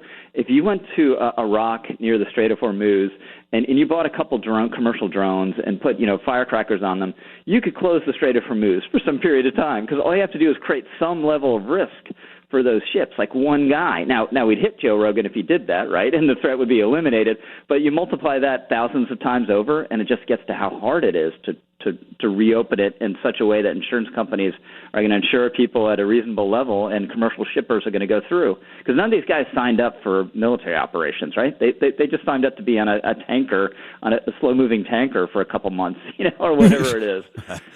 It's true, you're right. Do you believe, Lowry, as a New Yorker, what's going on in this city with this mayor? I do, yeah, and you're right about that, too. And by the way, almost everything you've been right about, I've encouraged you to be right about over time and said that you're right. When everyone's like meeting with Mamdani and saying he's so reasonable and what a charming guy. He's a smart guy. No. He went to Brooklyn Tech. No, he's not. He's a scumbag. That's what he is. Yeah, and I from day one I said stick to your guns. So look, the potential upside to Mamdani is if he's just giving speeches about arresting Bibi Netanyahu and not doing anything else. That's the city dodging a bullet. The thing is, he's imposing his agenda and doing these crazy things that get to his fervent anti-Zionism. And these people, I wasn't aware of this, but the DSA was founded by a guy named Michael Harrington, who is a kind of a good old-fashioned socialist. He wasn't an identity politics guy. He hated communists. And there was a provision in the DSA charter or whatever it is saying if you're a communist, you can't be a member of this organization. But what happened, the communists all came in the last couple of years and repealed that provision and chased out all the people who were kind of Michael Harrington types. So what's happened is the DSA is infiltrating and trying to take over the Democratic Party. At the same time, the DSA has literally been infiltrated and taken over by communists. It's really bad. Unbelievable. Yeah. Did you see the story today, too, going back to Trump for a second, that the Secret Service has now probed over 10,000 what they perceive to be legitimate threats, 10,000 to Trump's life? Yeah, it's amazing, but not surprising. I mean, if they have any opening to do it, they will try, and that's what we've seen with the Secret Service lapses, in Butler and on the golf course there, at the hotel during the White House Correspondents' Dinner. It's a little bit like Russia during the time of the czars. You just had these crazy people, these anarchists who loved throwing bombs, and they're just determined to kill the czar, and eventually they did it. That's true. Talking about that White House Correspondents' Dinner, they decided to reschedule it. Believe it or not, it comes your way tomorrow night. How about that, Rich? I haven't focused on that. Yeah, right. That's tomorrow night. One last thing. Trump has done very, very well with his candidates, excluding the communists that continue to win here in New York and around the country. But it was nice to see the former NFL kicker, he's a friend of mine too, Jay Peely, win out there in Arizona. And a lot of people are saying that seat in Arizona may very well determine who wins the House. That was a big win for Trump a couple of days ago, yes? Yeah, I mean, there's nothing better in Republican politics than getting endorsed by Trump in a competitive primary. It doesn't 100% work out for you, but it works out for you very often. I love former athletes. Mark Teixeira, our friend, is Texas. Coming to Congress from Texas. Yeah. So, again, I think the Republicans are losing the House, and I think the Senate could be a near-run thing. Well, you think the Democrats take the House, and you think the Senate is what? I think the Senate is in play. I think Democrats will win the House, and the Senate is in play. Now, it's tough for them because they got to win a lot of red states. They got to take a Texas, an Ohio, and an Iowa, and Alaska. So I don't think they'll do it, but I think there's definitely some significant chance they do it. So if you're right, in essence, President Trump's presidency ends in November. Because at that point, he'll be impeached every day. What do you mean, no, they're going to impeach him every single day? He's not going to get anything done. Anything done. But is he really going to? So much of what he's done unilaterally. It's not as though he's governing through Congress, right? So I think he'll keep doing the foreign affairs stuff, keep doing the executive actions, but he's getting impeached a third time, no doubt. And everyone's getting subpoenaed. Everybody, right? Yep, they may subpoena you, Sid. So, be careful. If I was them, I certainly would. I got to tell you that. I certainly would. Rich, as always, amazing job. We love having you on every week. We love you, Rich Lowry. Thank you so much. Thanks, Sid. All right, my man, right there, the editor of the National Review. He's so smart. Great guy, too. Rich Lowry, right here on Sid and Friends in the Morning. Still a lot more to do. We're going to talk to Congressman Randy Bine down in Florida, who yesterday once again called Mamdani a Muslim terrorist. He's right. We'll talk to Randy. He's come under fire for that. We'll talk to the border czar, Tom Homan. He's on the show today. We'll talk to the all-time great Bill O'Reilly. He's on the show today. And how about this? Bill Sims going to preview the 2026 New York Football Giants. All that still to come.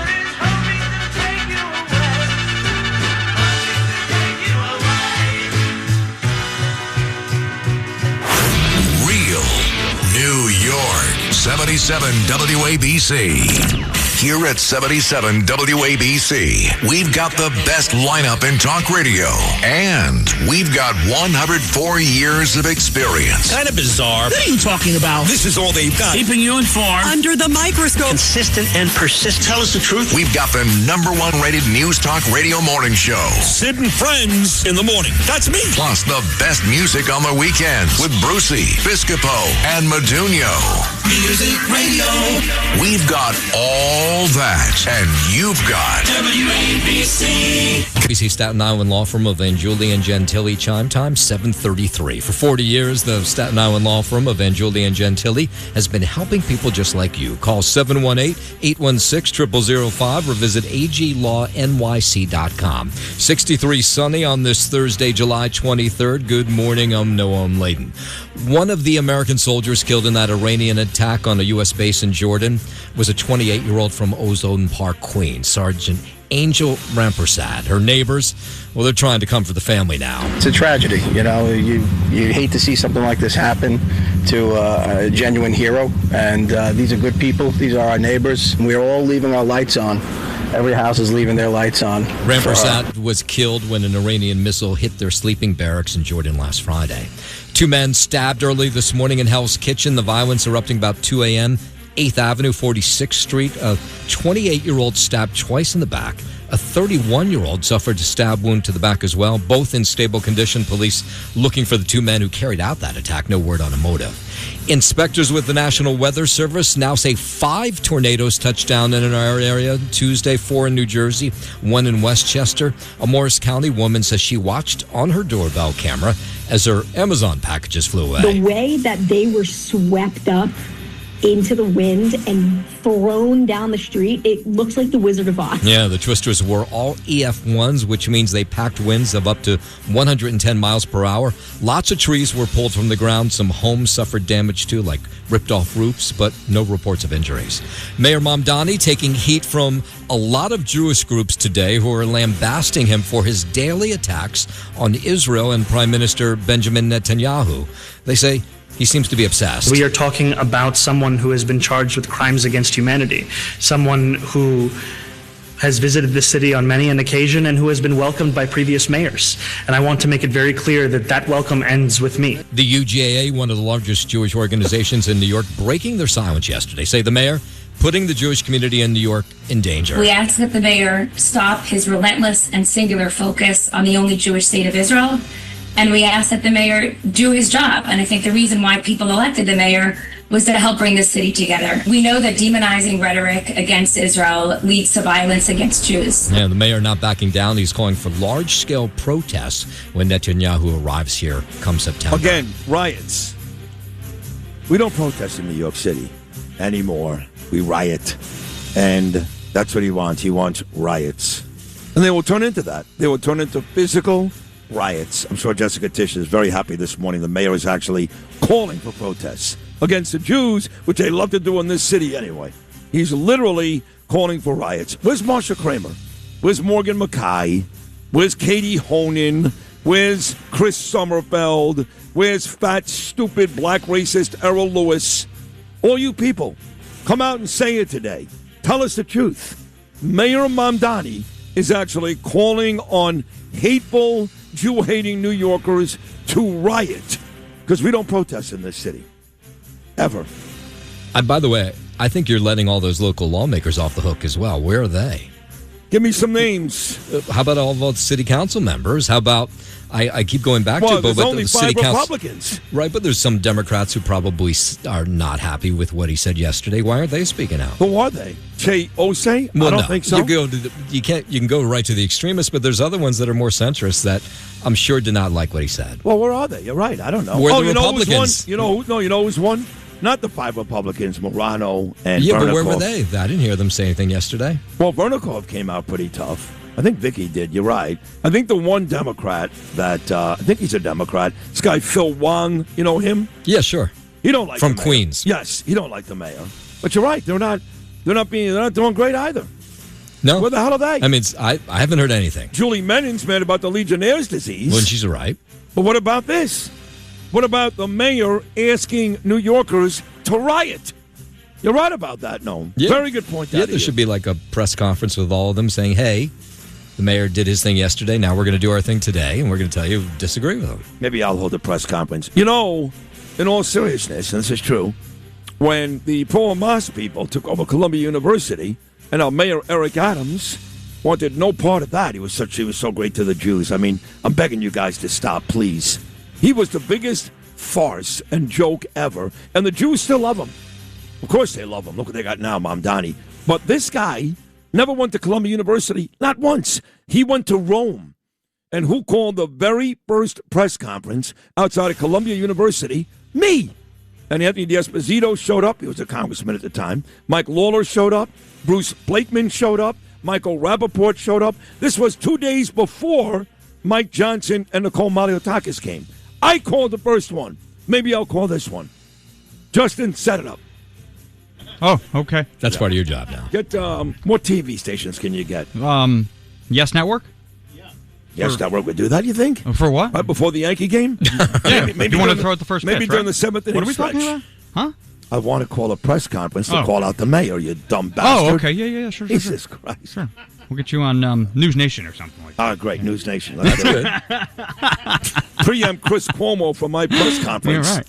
We have connections there now, so. I do. I've got Katie Pavlich. I've got Bill O'Reilly. That's really about it. I don't know who else. Oh, I've got Connell McShane. He put you on. Right. Yeah. And the girl is on Saturday morning, the Bacha Unger. Yes, of course. Oh, she would totally Indeed. put you on. Yeah.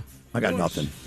I got nothing. You got That's it. I zilch, got man. nothing. You got zilch. I got nothing. I'm telling you, hit up Randy Levine. You can do it on the mound at Yankee Stadium. Randy will do it. Listen, you talk about being in lockstep. Mm-hmm. I'm not going to share my private conversations with Randy, other than tell you that we agree on everything. Yeah, of course. Everything. And Randy's a very smart guy.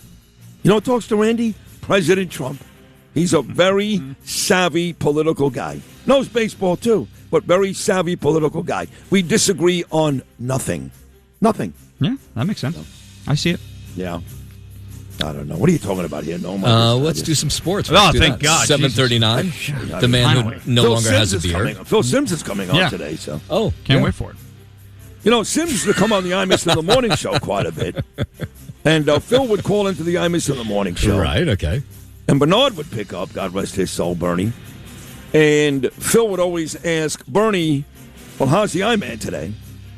And Lou, how would that go? Hey, if you guys are busy, it's all right. I don't have to.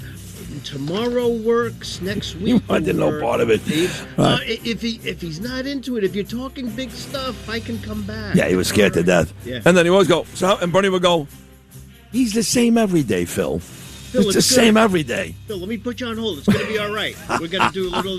No, it's all right. If he's mad about this, I'll just come. It was good though. He put on Bill Sims. He put on Jim Nance. Then at the end, he started putting on Terry Bradshaw. Those were Good Friday conversations. Excellent. Yeah, those were great. Crazy.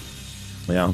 What are you doing now? Justin? We're trying to do sports. Yeah, Brandon. Now we're going to What try about this? again. Is the now. press conference done yet? No, it's not done yet. Nope. Maybe we'll do it in Boca. Okay. Randy Fine is coming up. Yes. Randy would join me. Yeah. And Siggy. Mm-hmm. And the guy from Moe's Bagel Shop. He loves me. Paul. Yeah. We love Paul's Paul. a great guy. Paul, yeah. Uncle Louie. Uncle Louie could be Uncle there. Louie Gregory. Yeah. Right. Get him. We'll get Johnny Gio from New York Prime. Right.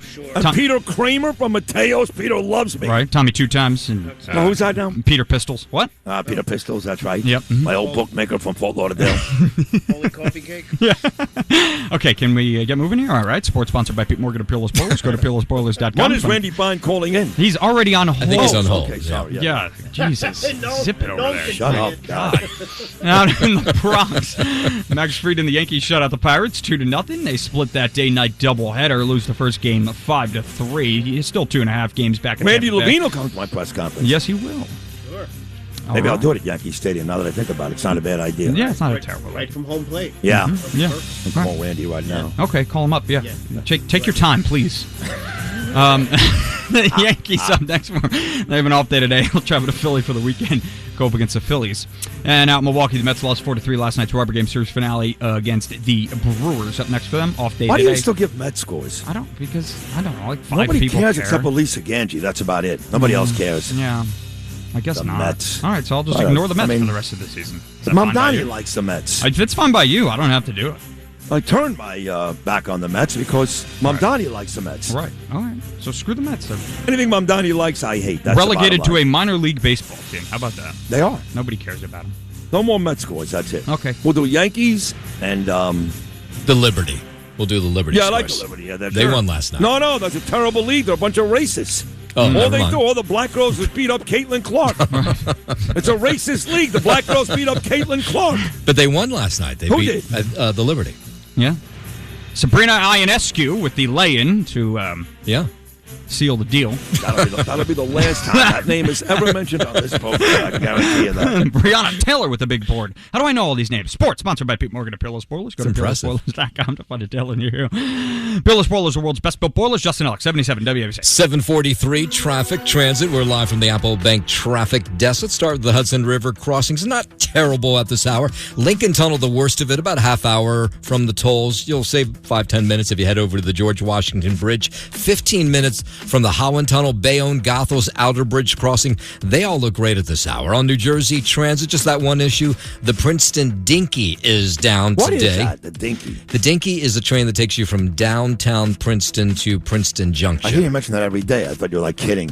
No, they call it the Dinky. A Dinky to me sounds like a small penis. I don't know. Well, it's like a 1 or 2 car train. I think that's why they call so it the it's a Dinky. small train. Yeah. Like a small penis. very, very similar to that, yes. I'm surprised they don't call it that. Pretty sure I've got a Dinky. I don't know. We'll have to ask Danielle. No.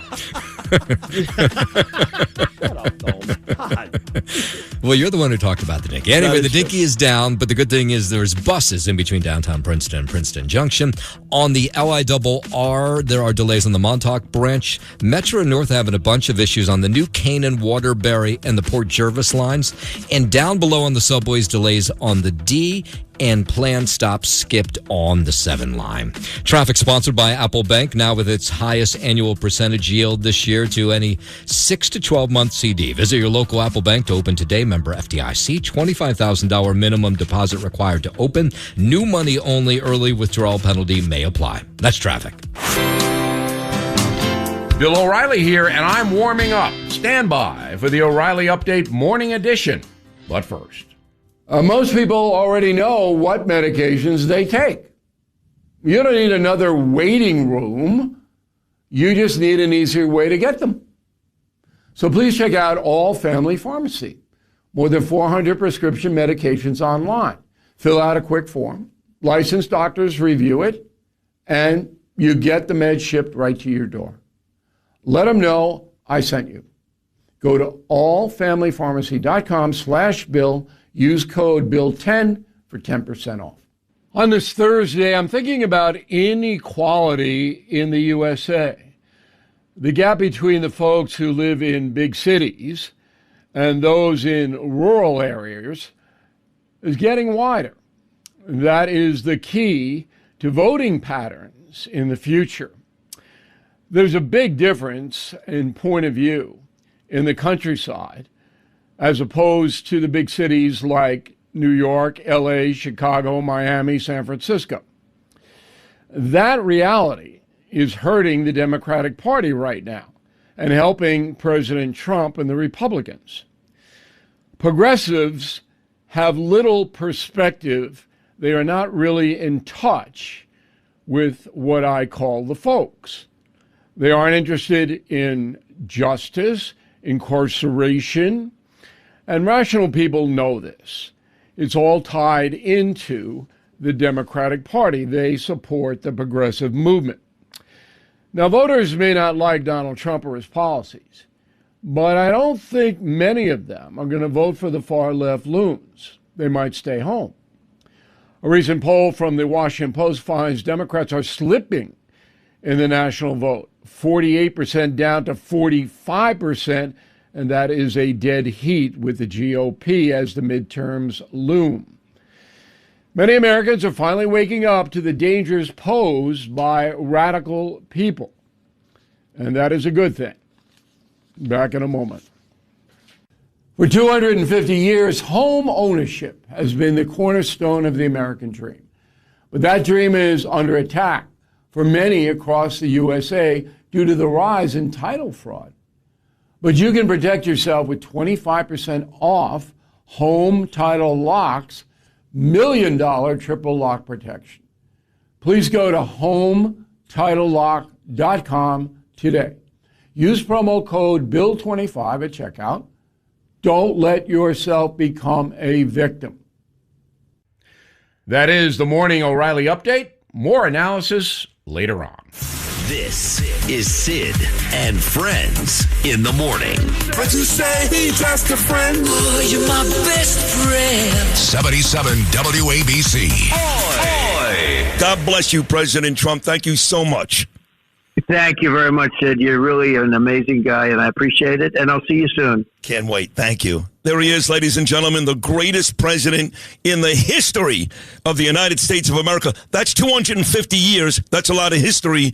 My good friend, Donald J. Trump. Damn right he is. I'm excited to talk to Congressman Randy Fine. He's got a set of balls like I've got. He doesn't care. The only person in Congress, man in Congress ever to wear a kippah. Therefore, I believe he's got the most credibility to talk about the Jews. I really do.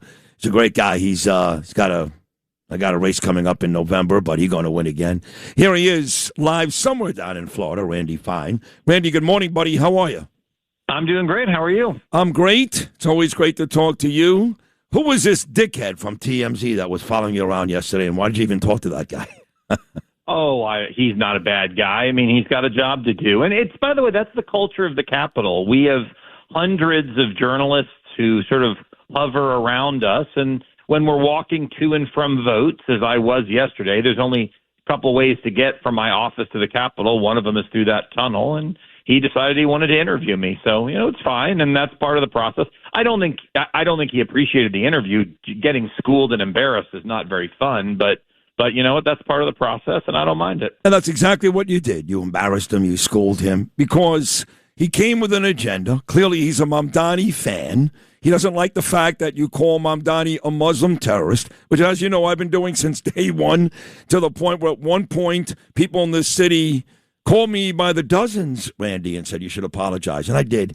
But I revoked that apology, as you know, in Jerusalem about a month ago. And now I can't say enough bad things about this lowlife. But he was upset that you called Mamdani a Muslim terrorist. How do you feel? Because they want to define the terms of debate. I do this for a reason. For 20 or 30 years, I've had to hear this term white supremacy over and over and over again. White supremacy. It's a supremacy that white people are better than others. And when you push back, they'll say, well, we're not saying all white people are white supremacists or Christian nationalism I'm not saying all Christians believe in a nationalist world. Well, I'm using that same logic. He is a terrorist who acts in the world because of his faith. It makes him a Muslim terrorist. And what's extraordinary is the Muslim Brotherhood, which is a terrorist organization, Islamic Jihad, which is a terrorist organization, they don't mind putting it in front of their names. But when I want to do it, they lose their minds. The left believes that they get to speak in a way that conservatives don't. I reject it, and I'm going to say the truth. The guy is a Muslim terrorist, and we need to be comfortable saying it. Oh, I am. I love it. But when I initially called them a terrorist, somebody came to me. I'm not going to tell you who they were, and they said, you're leaving yourself open for a lawsuit. I go, why's that? Well, he's never been strapped to a bomb vest. He's never been found with a gun or a bomb in his car. I said, so what? You don't think verbal terrorism is a thing? You don't think what he says out there, when he yesterday said to New Yorkers, when Bibi gets here, you need to riot. That's terrorism, is it not?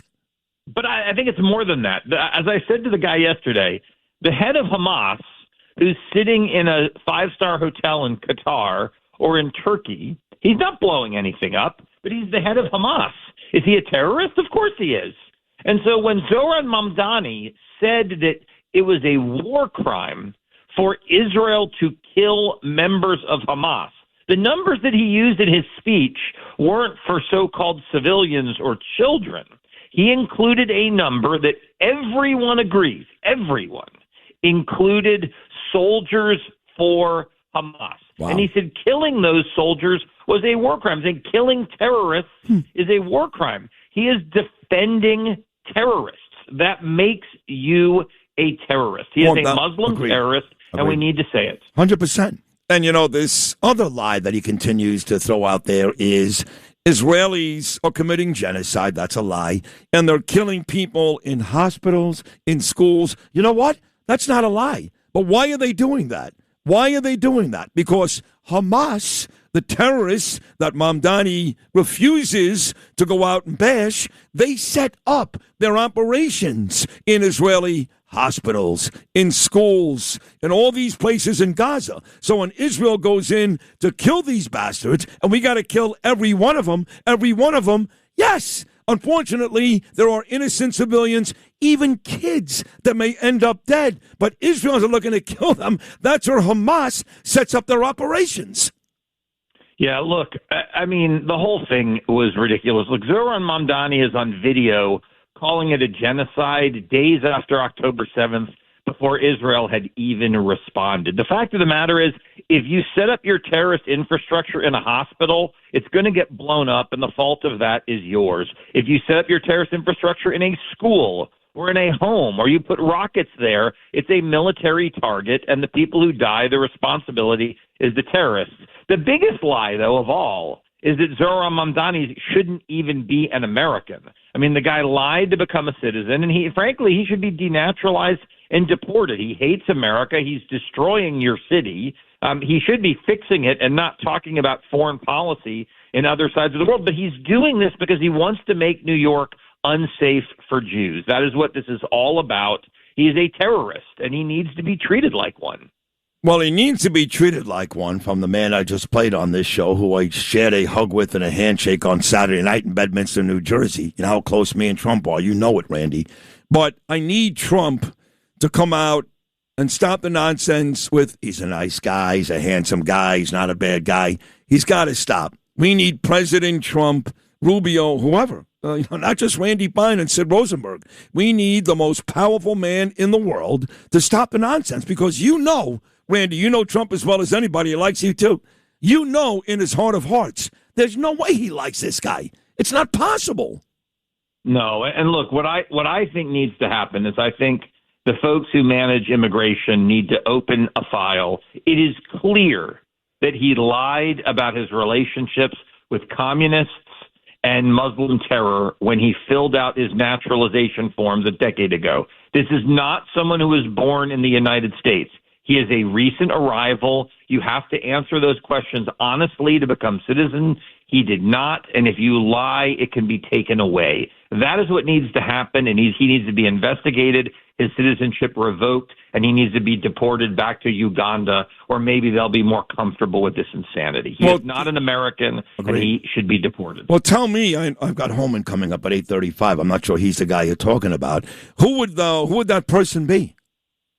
I think it's the Department of Justice that needs to look into it. But you can ask. I mean, the fact of the matter is, he lied. And by the way, the bigger problem is we're going to find thousands and thousands and millions of these people have lied. That's the problem. See, citizenship was supposed to be for people who love America, share American values, and want to add value to America. Why would you move to a country that you hate, that you think its culture is wrong, that you think is evil, that you think is a problem, and say, hey, I want to be a citizen and I want to be elected? It's because you want to destroy it. The barbarians are no longer outside the gates.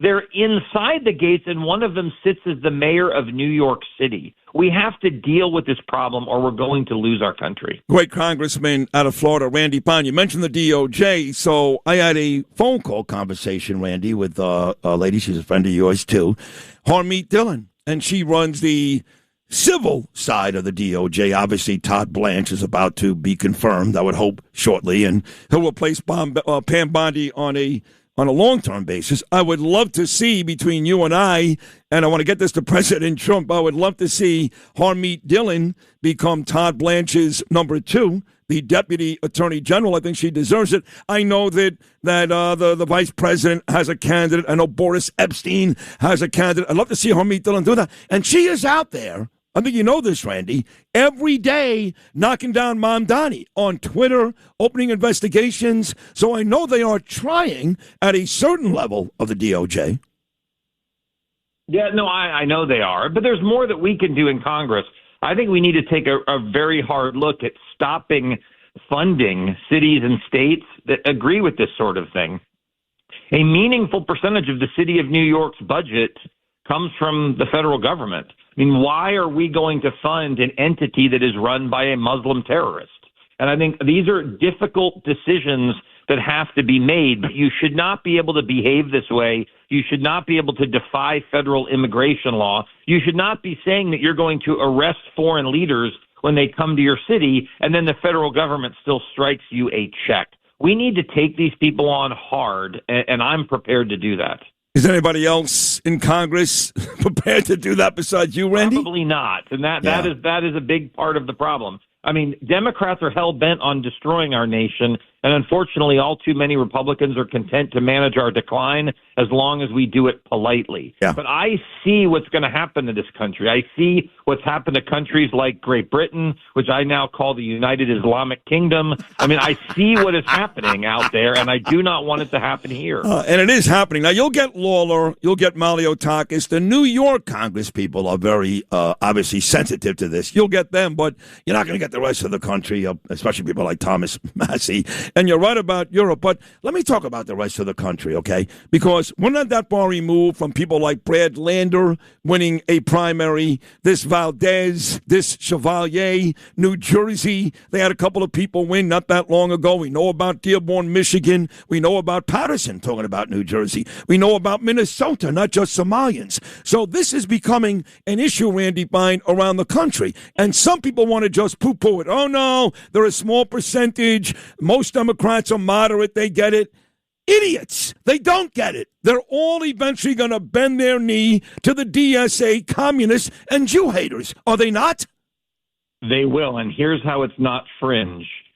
2 points. Number one, last week, a majority of Democrats voted to end America's relationship with Israel. A majority, not 1%, not 2%, not the fringe, a majority led by Nancy Pelosi. And just yesterday, 90% of Democrats voted to allow insider trading by members of Congress to continue. So, I mean, these people do not share our values. They're here to enrich themselves, to rip us off, and to destroy the country and the relationships that we have. And if we do not start to treat them like the enemy that they are, the enemy that they see us as, we will end up defeated and America will be destroyed. Funny you mentioned Nancy Pelosi when it came to the voting against Israel, but in the meantime, insider trading, she's made a lot of money, Randy. She made a lot of money. I'm not accusing her necessarily. Maybe I am. You know, the Democrats have now taken on this Jew hate thing and made it their big deal. Look, Mamdani did it. I hear time and time again Mamdani won because everything was going to be for free. Yes, that is true. But he also came out, you knew he hated the Jews, and in these blue cities and in these blue states, a lot of people shared that. So when somebody said to me a couple of days ago, I got news for you, hating on the Jews, not a bad thing for the Democrats. I said, are you nuts? You know the majority of the countries, they still like the Jews. They're not anti-Semites. And this person said, okay, we'll see. You tell me, active member of Congress, does this country like the Jews or not? I think the majority of the country does, but I think a majority of the people who matter in the Democratic Party do not. I mean, the Democratic Party is now a mainstream Jew-hating party, and any Jew who remains a Democrat has to have a really hard look.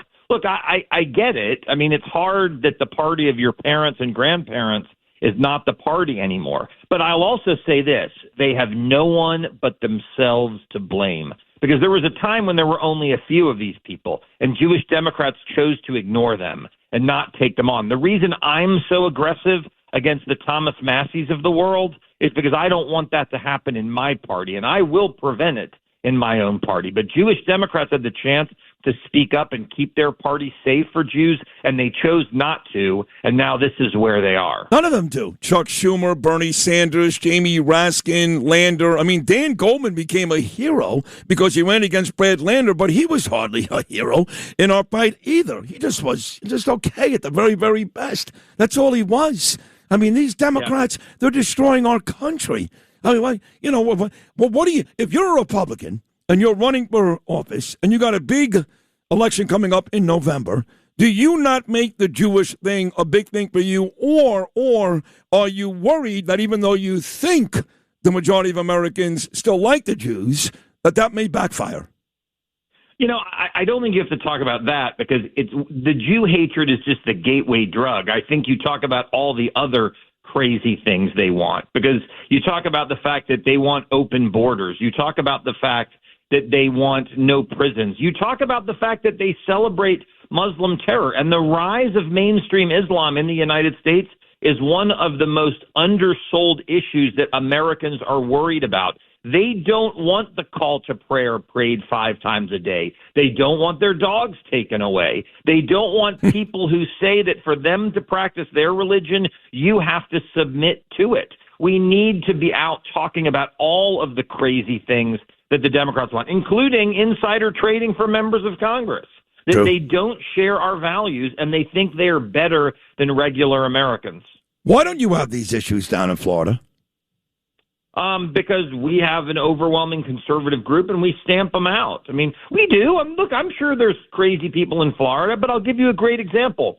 When the lunatics started blocking the roads in Florida to protest, we passed a bill saying you can run them over. Do you know how many people have been run over blocking roads in Florida? None. Because when they found out they could get run over if they blocked the roads, they stopped doing it. See, in New York, you cater to the crazy people. In Florida, we tell them, you act crazy, there will be consequences. That's the difference. Finally, what are your thoughts on where we are in this Iran disaster and, of course, Lebanon and Israel? I know you heard my interview with Bibi Netanyahu last week, and 10 days old now, still getting praise all around the world. But what are your thoughts on those two conflicts?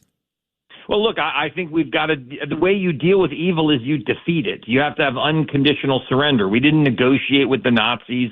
We didn't negotiate with Imperial Japan. We defeated them, and then they surrendered, and then we sorted it out. And I think the president is realizing that that's what we have to do. We've got to destroy that evil force. Okay, so let me stop you right there. So we're talking about the Strait of Hormuz every day, great oil, money, I get all that. We're talking about the dust, but I've been dead set since day one. If you're going to start this, it needs to end with regime change. Well, Americans don't have the appetite for that. We don't want our kids to die, blah, blah, blah. Then don't start it. But if you're going to start it, you need to change the people in power. Yes? Yeah, but that doesn't mean it has to be our soldiers that do it. I suspect if we were to help the Iranians, they would take care of it themselves. I don't care how it ends.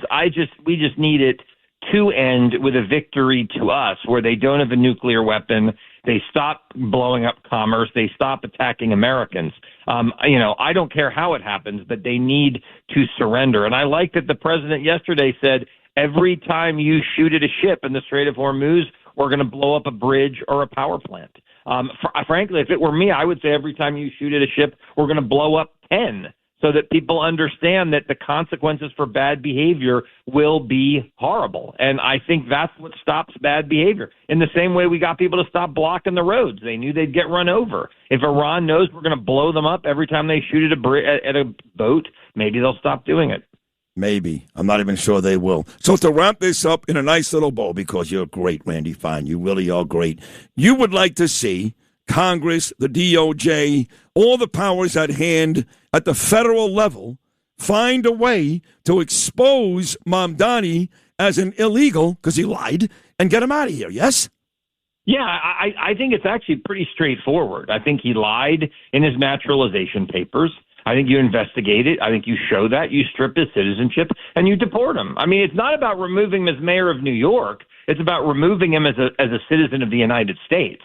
That is what needs to be done. He never should have been allowed to become a citizen. It should be taken away, and he should be sent home to the crap hole that he came from. And you are prepared to introduce that to Congress? It's not up to me. Unfortunately, Congress doesn't revoke citizenship. It's the immigration and naturalization folks who need to investigate him and yank his papers. Randy, I love you so much. I can't begin to tell you. Great interview as always. Can't wait to see you soon, my friend. Thank you so much.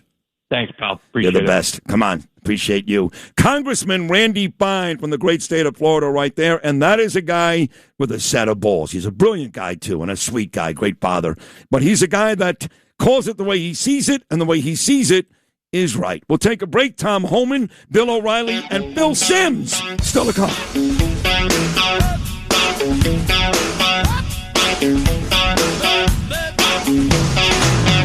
There are rivers running just for you and me. In the darkest hours, choices made to me.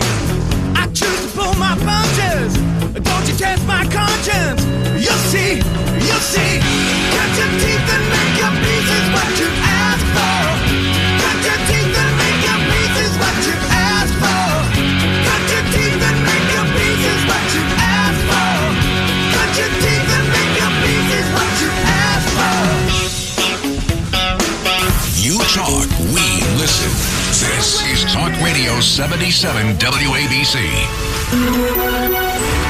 WABC Traffic and Transit. Live from the Apple Bank traffic desk. Dare I say it's been a pretty easy commute, though I may have just jinxed it with that. George Washington Bridge, 20 minutes from the upper level, same down below. Same holds true at the Lincoln Tunnel, 15 minutes from the Holland. The Bayonne, Goethals, Outer Bridge Crossing, they all look good at this hour. Continue to have the issue with the Dinky in Princeton, which is down all week. Buses replacing trains to Princeton Junction. On the LIRR, it's delays on the Montauk branch. On Metro North, buses replace trains on the new Canaan and Waterbury branches, and there are some delays on the Port Jervis branch. And down below on the subways, stops are being skipped on the 7 line. Traffic sponsored by Apple Bank. With an Apple Bank Pick Your Term CD, you get a guaranteed rate of return that fits your 6 to 12 month timeline. Stop by an Apple Bank branch to open. Member FDIC. $25,000 minimum deposit required to open. New money only. Early withdrawal penalty may apply. That's traffic. All across America, this is the Red Apple Audio Network's Market Report, sponsored by Abacus Global Management. Good morning, I'm John Terrett. After the closing bell last night, 2 of the big tech names gave us their earnings. One was Alphabet, the other was Tesla. Alphabet beating on many metrics, the share price wavering around at first, and finally, within a few minutes of the announcement coming out, being up around 1 to 2%. Tesla, a company that badly needs some good news, beat with the revenue, and the shares were up initially, but they settled down to be lower by getting on for 3%. Dow, Nasdaq, and S&P all in the red. The Dow was virtually unchanged, the Nasdaq 0.6% lower, the S&P down just over 0.1%. Paramount's $110 billion bid for Warner Brothers getting a conditional thumbs up from the European Union. Paramount Skydance up by between 2 and 3%. The telecom giant AT&T up 2 to 3% on Wednesday after earnings beat expectations thanks to increased subscribers. They are down about 8% for the year, though. Super Microcomputer up 21% yesterday. There's a backlog of orders waiting to be fulfilled. The sporting apparel maker Nike is restricting online sales agreements in China. Nike down 1 to 2%, and it's down a lot more than that in recent years. And on to today, earnings come from Intel, the chip maker, and the weekly jobless numbers, part of the inflation story. With business, I'm John Terrett. This is the Red Apple Audio Network's Market Report, sponsored by Abacus Global Management. What if the future of finance wasn't built around averages, but around you? At Abacus Global Management, we're reshaping financial planning around the most personal data point, your lifespan. But it's more than just insight, it's control. As a technology-driven asset manager, we're empowering investors with an integrated system to take command of your time, your future, your financial destiny. This is a new era of investing. Take control at abacusgm.com. WABC. 77 WABC Staten Island law firm of Angiuli and Gentili. Chime time 8:14. For 40 years, the Staten Island law firm of Angiuli and Gentili's been helping people just like you. Call 718-816-0005 or visit aglawnyc.com. WABC Traffic and Transit. Live from the Apple Bank traffic desk. Let's start with Hudson River crossings, which have been really pretty great all morning long. The worst of it is the Lincoln Tunnel, about 25 minutes into the city. If you can head over to the George Washington Bridge, you'll save yourself about 15 minutes. Same holds true at the Holland Tunnel. Bayonne-Gothel's Outer Bridge crossing, they all look good. No issues to talk about on New Jersey Transit. On the LIRR, everything on or close. Metro North, they are substituting buses for trains on the new Canaan and Waterbury lines, and the Port Jervis line has some delays at this hour. And down below on the subways, 7 line has some planned stops skipped. Traffic sponsored by Apple Bank. With an Apple Bank Pick Your Term CD, you get a guaranteed rate of return that fits your 6 to 12-month timeline. Stop by an Apple Bank branch to open. Member FDIC, $25,000 minimum deposit required to open. New money only. Early withdrawal penalty may apply. That's traffic. Sid and Friends in the Morning. 77 WABC. Meet you downstairs in the bar and her. Your rolled up sleeves in your skull t-shirt. You say, what did you do with him today? And sniff me out like I was Tanqueray. 'Cause you're my fella, my guy. Hand me your Stella and fly. By the time Oh, I love this girl. Amy Winehouse. She was really good. Today's her birthday, or she died on this day? I forgot already. Died on this day. Died on this day how many years ago? 2011. Oh, my God. She's dead 15 years? Yeah, that's crazy. She Duh. she was really talented. She was. But she loved drugs. And she died at 27 years old. So the former lead singer of Kiss, Gene Simmons, who I think was interviewed recently by Bill O'Reilly, who will join me later this hour. He's kind of a dick, Gene, but whatever, he's famous. He's Israeli, he likes the Jews, but he's a complete asshole. But anyway. He is. He's oh, God. deranged. Oh, God. He was on the show with me and Bernie like 2 or 3 times. I'm like, please, don't bring him back. But he wrote a book, very interesting, actually, the number 27, and how all these music superstars all died at 27. Amy Winehouse, right there, one of them. The concept of 27 that's is him. one that's actually mystifying in of itself. That's the him. Number. There you go. Actually. Good job, Lewis. It's a rock and roll Yes, thing. it is. Some people would not understand. Well, Jimi Hendrix died at 27. Janis Joplin died at 27. Jim Morrison, lead singer of The Doors, died at 27.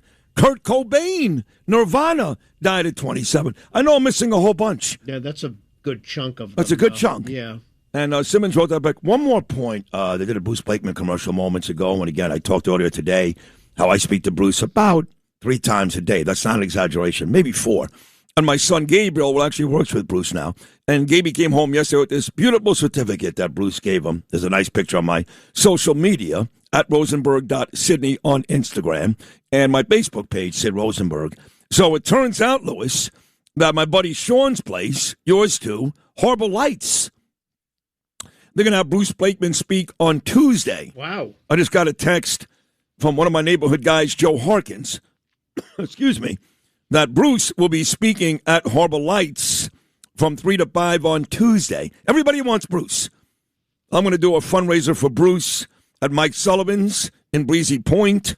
I know that Alan Rosen, our friend who owns Junior's, Junior's Cheesecake here in the city, he wants to do a fundraiser for Bruce. Everybody wants Bruce because they realize that it's all over if Hochul wins. If it's Hochul and Mamdani, it's over. I'm not staying. I'm not. I'll tell you right now. I can only fight so much. I think I've aged 10 years over the last 6 months. I'm done. Don't need it. Garbage. So Bruce has to win. Bottom line, everybody wants a piece of Bruce. I know Jen DeLandro is doing a fundraiser for Tom Sullivan on Monday night. That's a good one. We love Tom Sullivan. Great at our house in Howard Beach, which I'm going to go to because I love the whole Sullivan family. But Blakeman is in high demand these days, and he'll be at Harbor Lights on Tuesday afternoon.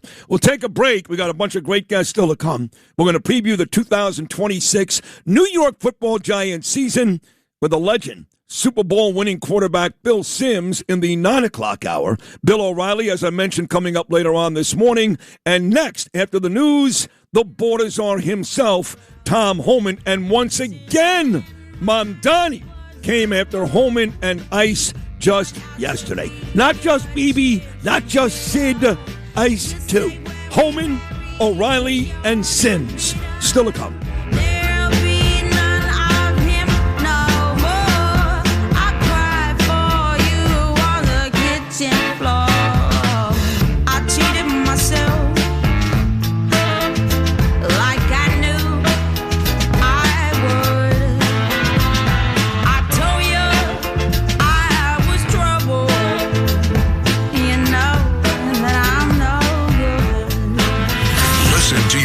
Shows live and on demand. Enable the 77 WABC Alexa skill today. Tell Alexa, play 77 WABC radio. Hey, it's myfirstpistol.com chime time 8:25. Get your firearms license today at myfirstpistol.com. My First Pistol assists customers with firearms license application training process, but does not issue handgun licenses. You must have a valid firearm license issued by the NYPD to purchase, possess, or shoot a handgun or pistol in New York City. 68 sunny on this Thursday, July 23rd. Good morning, I'm Noam Layden.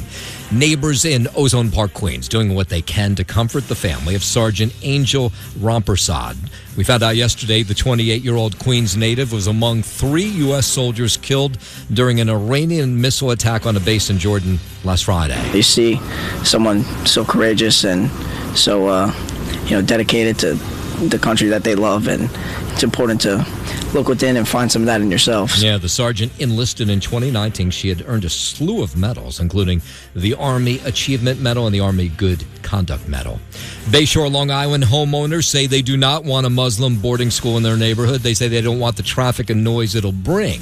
Members of the Muslim Association that want to build and open that school say they will be good neighbors. They don't need to afraid nothing. People come here like for pray. This is for our future generations, for good for our kids. Yeah, there was a public zoning hearing on Tuesday night. They are the ones that have to give the school the green light to open. So far, no decision from them.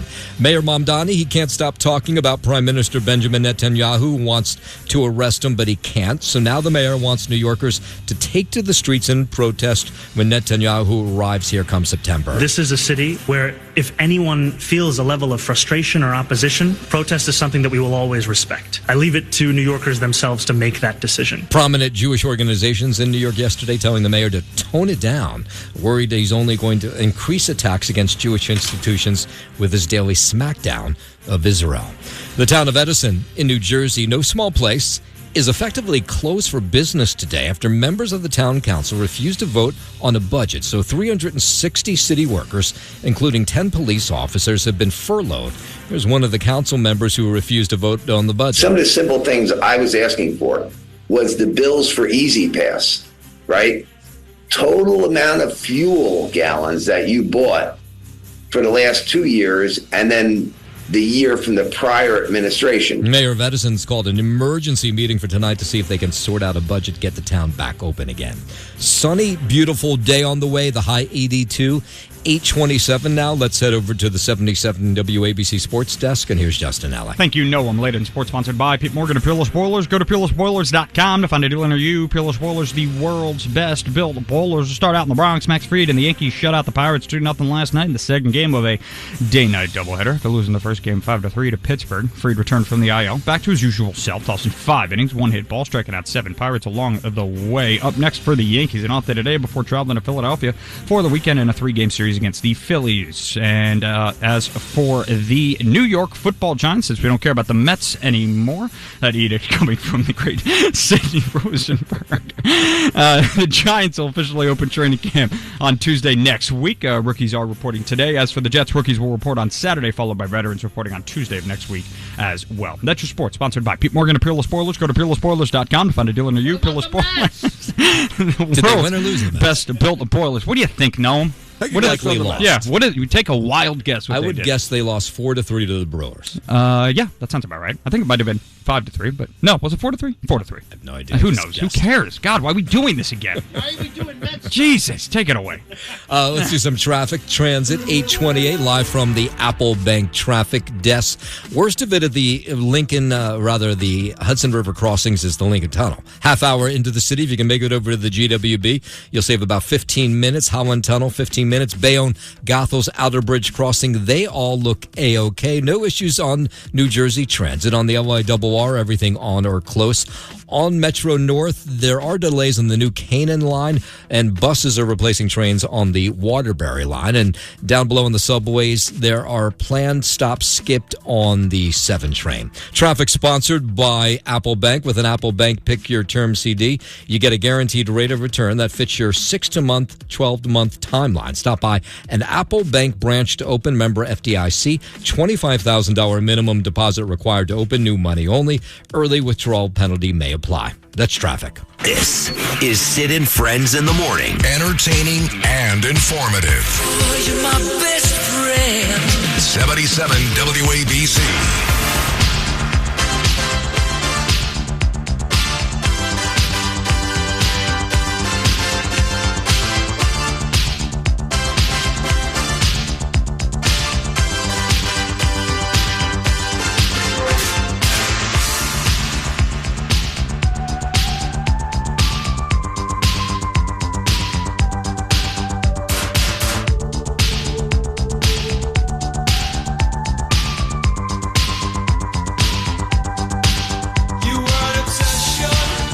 Lou's no dummy. He's a genius, actually. Obsession is a great song. I love this song. And, of course, we're talking all morning long and for a while now about Mamdani's obsession with Netanyahu, Israel, and the Jews because he hates us. There is no ifs, ands, or buts about it. There's no, there's no debate among smart people. I mean, I don't think folks realize this that are not Jewish, obviously, but today, and Noam, you know this, is a very, very big day in the Jewish religion. Happens to be Tisha B'Av. And on this day, Jews go back to the destruction of both temples, right? And they look back on that. You can also look back on October 7th. Really, any bad day for the Jewish people, you look back on between today and tomorrow, Tisha B'Av. And this piece of garbage, this Jew-hating lowlife Mamdani, has the nerve. And he does the same thing with the high holy days and Hanukkah and Pesach, with all of them. He's got the nerve to actually mention Tisha B'Av to the Jews because, again, I don't know the number. I think the real anti-Semites love to pile on, 40% of you people voted for him. It's your fault. That number is too high. It's not 40%. But look, if one Jew voted for him, Brad Lander, I know other people who are not even politicians, you're a disgrace. You're disgusting. No real Jew wants to see anything from Mamdani about our holidays. Is that fair to say, no? Yeah. Tisha B'Av, Mamdani, really? Why, did he make a statement about Yes. Tisha B'Av? You're kidding me. What did he say? He put out a long tweet. Well, he didn't. Somebody did. What do you mean somebody He didn't did? write it. They just put it up Who on cares? his... It's his page. Yeah, it is. Mamdani should never, ever, ever mention any Jewish holiday. But Brad Lander will sit Shabbat and dine with Mamdani and a bunch of Palestinians. He's another disgusting human being. Another guy I'd love to punch across the face. I know I shouldn't say that, but I don't care. Until I do it, you can't arrest me for thinking it, can you? Can you arrest me for thinking it? If you threaten to do it, maybe they I could. didn't threaten to do it. I said Yeah. I'd like to. Yeah, that's different. You'd be in big trouble. If I didn't say I'm going to meet Brad Lander today at a certain time at a certain place. Oh, yeah, don't It's like say I that. put out a tweet yesterday and I said, at the end of it, I go, he better pray to God, Mamdani, he doesn't see me in the streets. And right away, his supporters are going, is that a threat? I'm like, it is. You know why? I'm going to give him a piece of my mind. I'm just going to yell at him. I'm not going to touch him. I'm not going to touch him. I just want to see him in the streets to give him a piece of my mind. But right away, oh, is that a threat? I don't think so. Is that no? No, if you're going to give him a piece of your mind, that's not a Right, threat that's at all. all I'm going to do. That's it. Unless he spits in my face like he did to Tom Homan. And Homan was so cool about it, eating his Macintosh apple, and didn't do anything about it. You know Homan would wipe the floor with Mamdani. You know that, my right? God. He didn't flinch, by the way. He didn't even flinch. No. I don't know if I'm as good as Homan when it comes to that. I think, if he does something like that to me, then... Yeah, no, that would not be good. Yeah, I'd be in jail. I've been to jail before. It's no big deal. It's fine. You get 3 square meals, so that's always good. I got 4 once. Oh, you did? Once I went to jail and I got La Villa to actually deliver chicken parmesan. Oh, my God. That was in Brooklyn. That was great. That sounds All right. good. Yeah. So it's a true story. Let's take a break. When we get back, we're going to talk to my friend. I love this guy. He is the border czar, and he's telling New Yorkers, I love this. We are coming. We are coming. We don't care what Hochul says. We don't care what Mamdani says. We are coming. The legend, the hero, Tom Homan. He's next.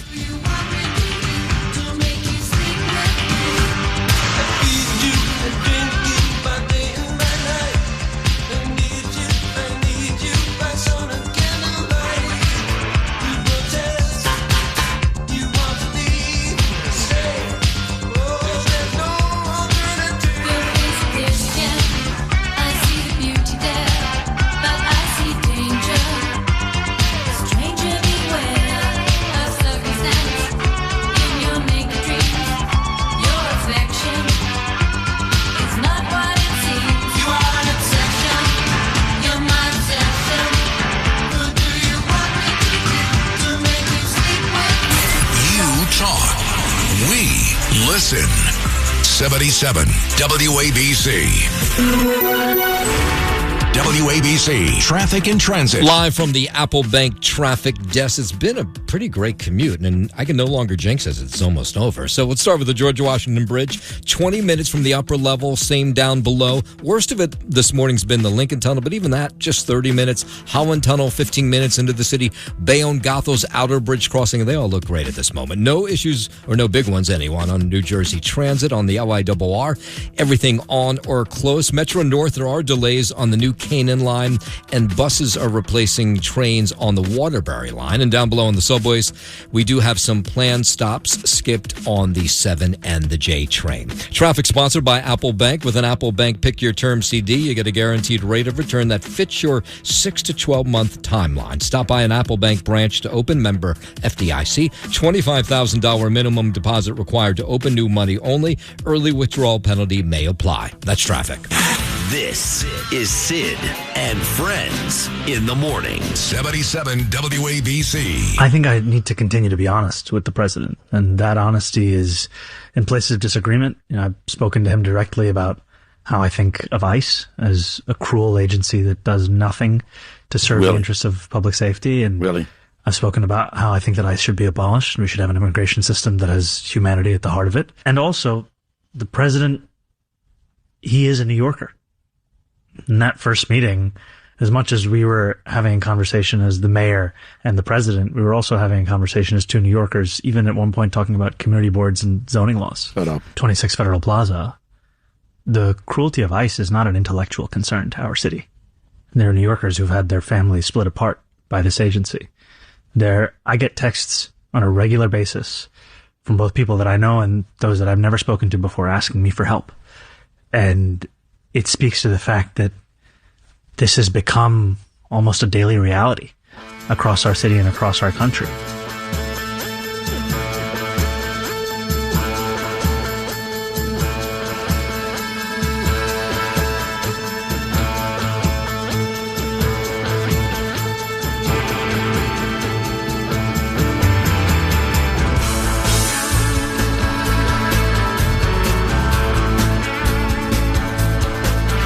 I'm actually answering a text from Monica Crowley while that lowlife speaks about ICE. He's such a moron. God.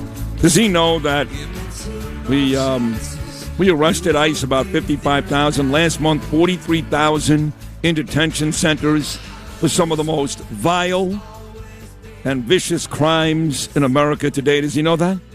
How is that possibly inhumane when we're putting away dangerous people by the thousands every month? That's what's keeping us safe, you moron. But anyway, Tom Homan, the border czar, I love this guy, and he's always been very, very good to me. He's a great American. Tom, good morning, buddy. How are you? Doing all right. Getting ready to hop on a plane and head out west. Heading out west. Okay, I like that. So what do you think when you hear this this mayor who once spit in your face when you were just eating an apple, when he talks about how cruel ICE is and, you know, how inhumane ICE is and ICE should be abolished? What are you thinking? I just think he's getting dumber by the day.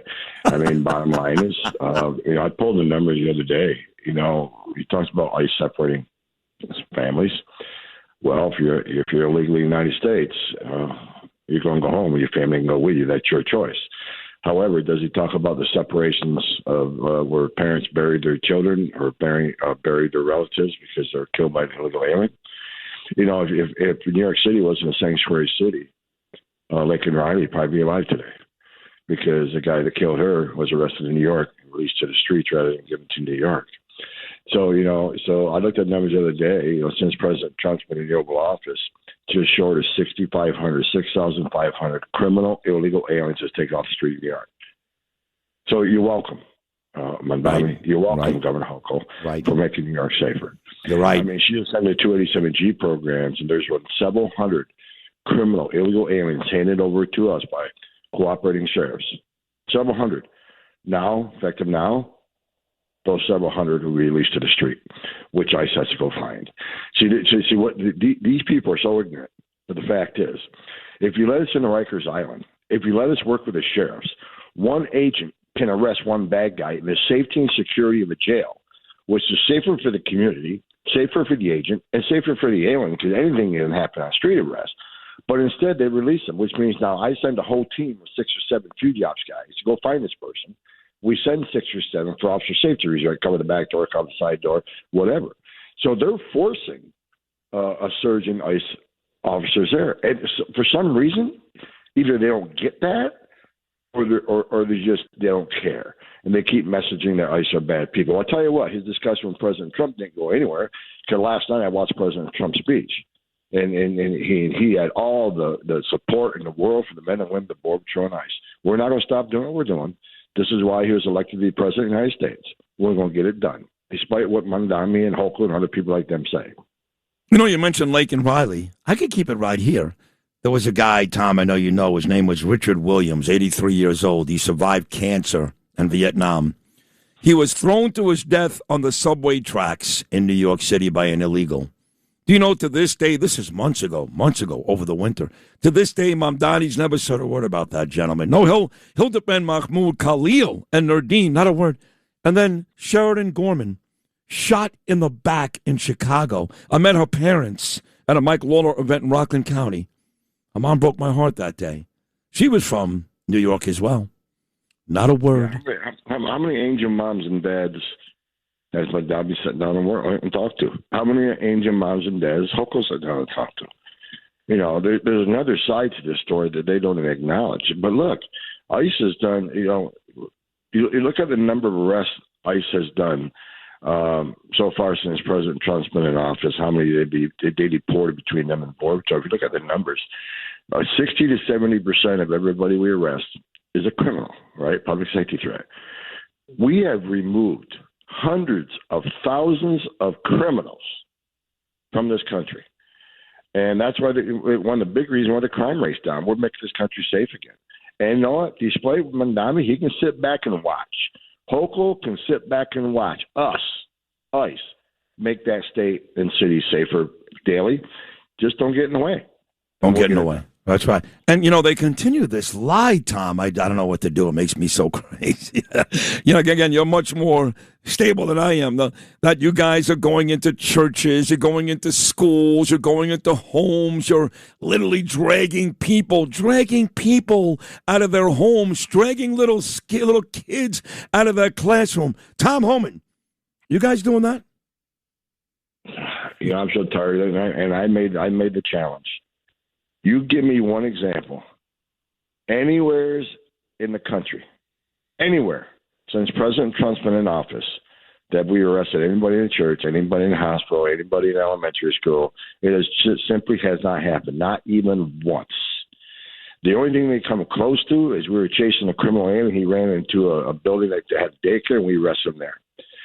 There has not been one targeted enforcement operation in a church or hospital or school. However, let's remember, who do they defend? They defend people like Don Lemon, who did violate the sanctity of a church, yes, right? So, look, we're going to keep doing what we're doing. And that's why when I was up on Hill negotiating and reopening the government with the Democrats, and when it came to, we want sense of location policy in place, because we did away with that. And I says, why do you need a sense of location policy in place? Because, and they go, we don't want you arresting people in churches and schools. So, okay, tell you what. Give me one example, and I'll agree to that. Give me one example where we've done that, and I'll put it on paper, and we'll make a policy out of it. They couldn't. They couldn't. So they're asking for things. So and as far as masks, I said no to masks. We'll leave that up to the agents if they feel like if agents are being doxxed or families being attacked, we'll decide when and where and if the mask comes off. But I said, you asked me to take the mask off, and tonight I'll see you, and I'll pour it across the table. I'll see you on CNN calling ICE secret police and Nazis and the Gestapo. You want to take the mask off, but you won't change your rhetoric. You won't change your hateful rhetoric. And I said, you and I talked about this a year and a half ago. I said, if this hateful rhetoric doesn't stop, there will be bloodshed.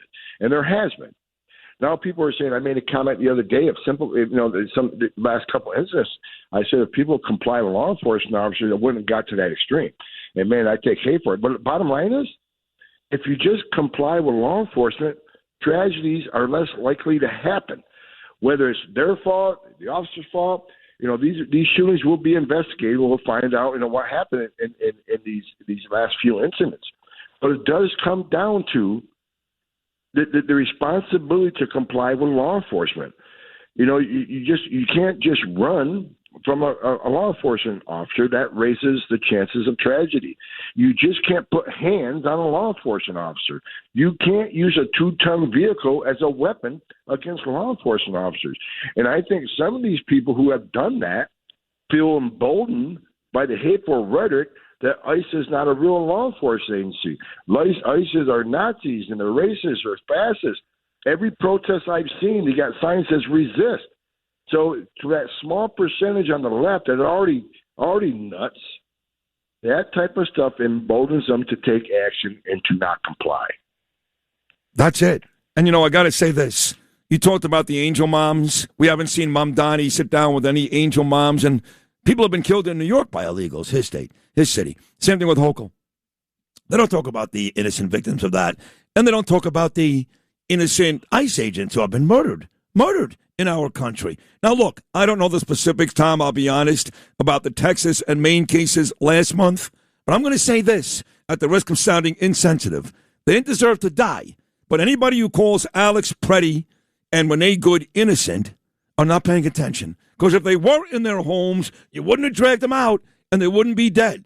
So let's have an honest conversation about the 3 or 4 people that have died or been killed because they were instigating, compared to all these young, beautiful kids raped and murdered across the country and law enforcement agents shot down on the way to work. It seems to me there's a lot more of those than there are any goods. No?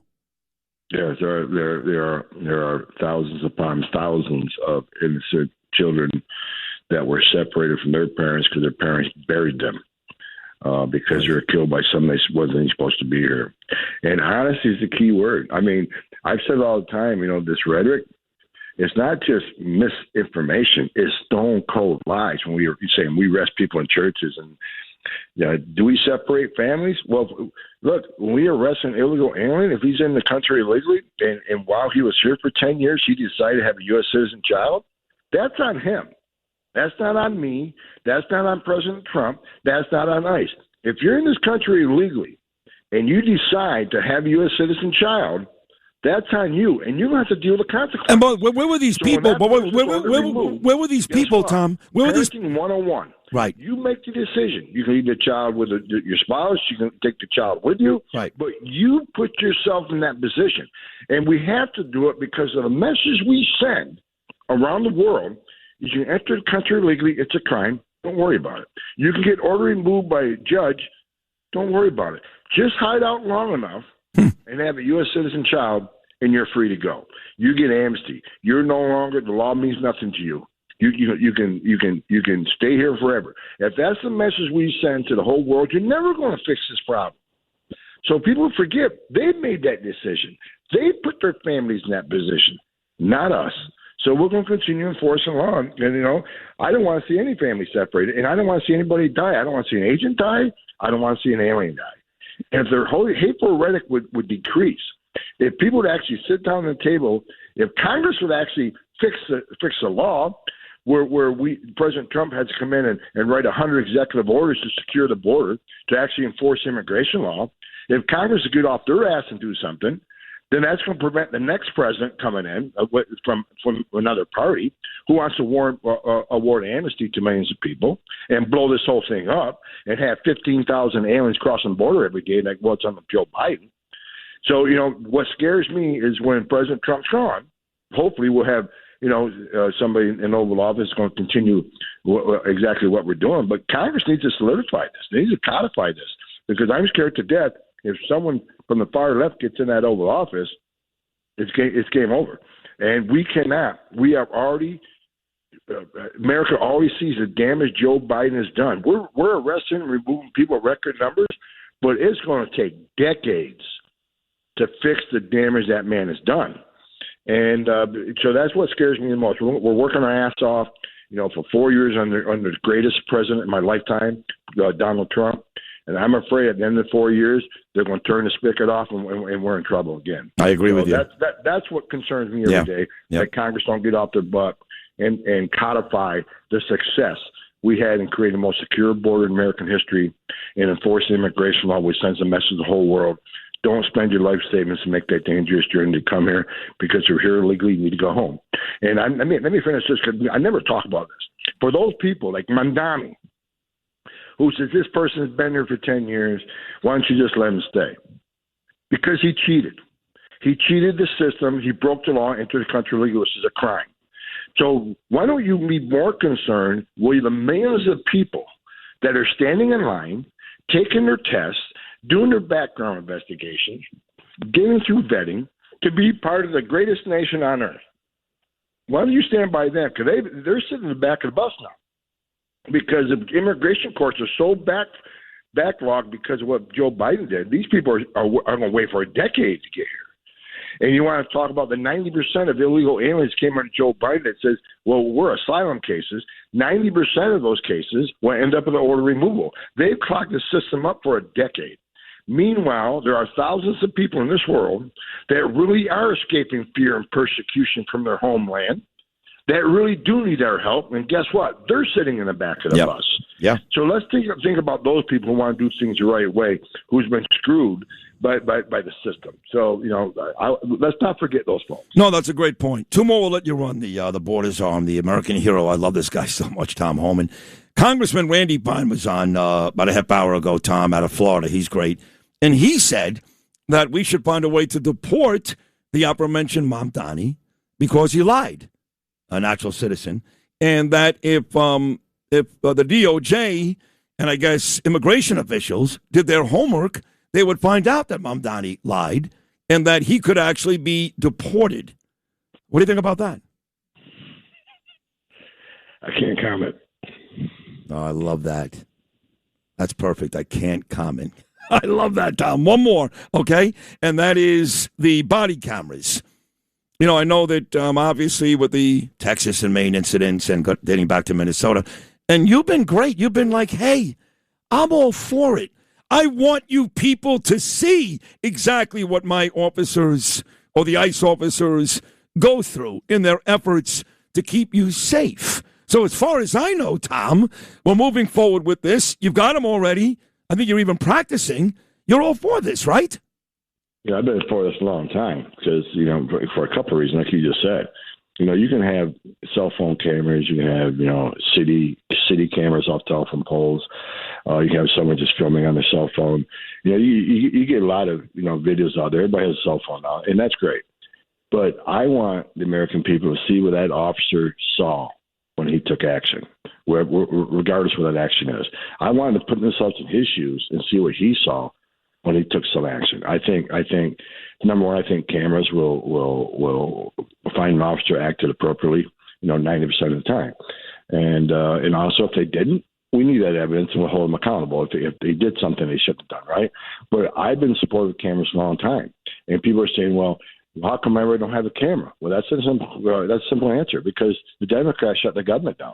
When I was up on the Hill negotiating the reopening of the government, they kept bringing up cameras. And I kept reminding them, well, there's $120 million in the budget you're holding up so we can buy these cameras.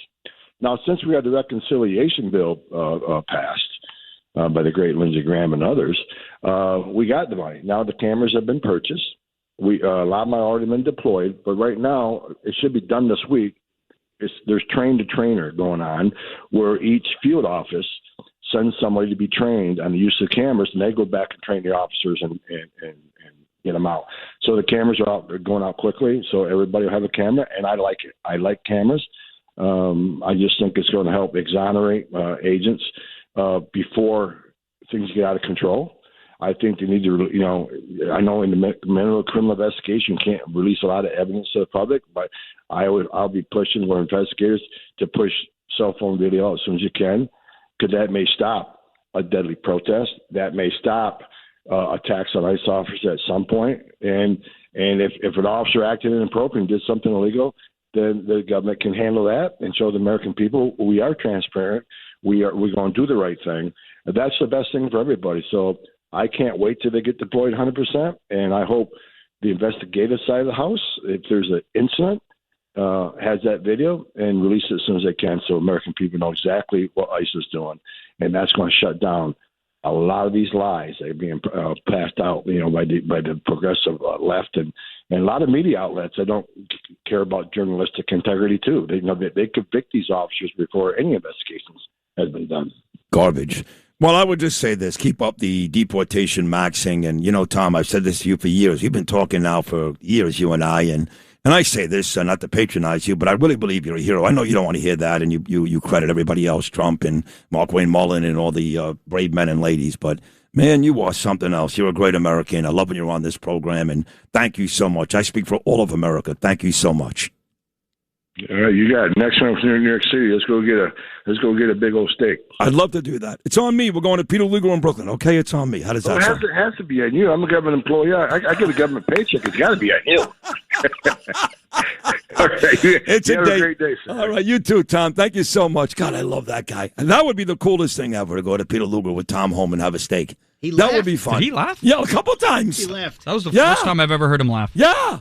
That's right. Wow, you made Tom Homan laugh. Even when he's on Fox News, he has such a good time. He has a great incredible. You know, Bryn Jeffers tells me he loves coming on with you. He really does. So thank you, Tom. That was a great interview. Comes out of Peter Luger, what he's going to be like. What the heck?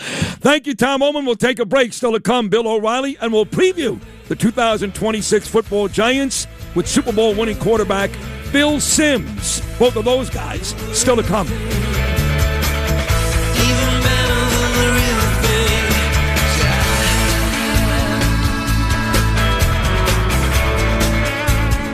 Entertaining talk for New York, New Jersey, Connecticut, and the world.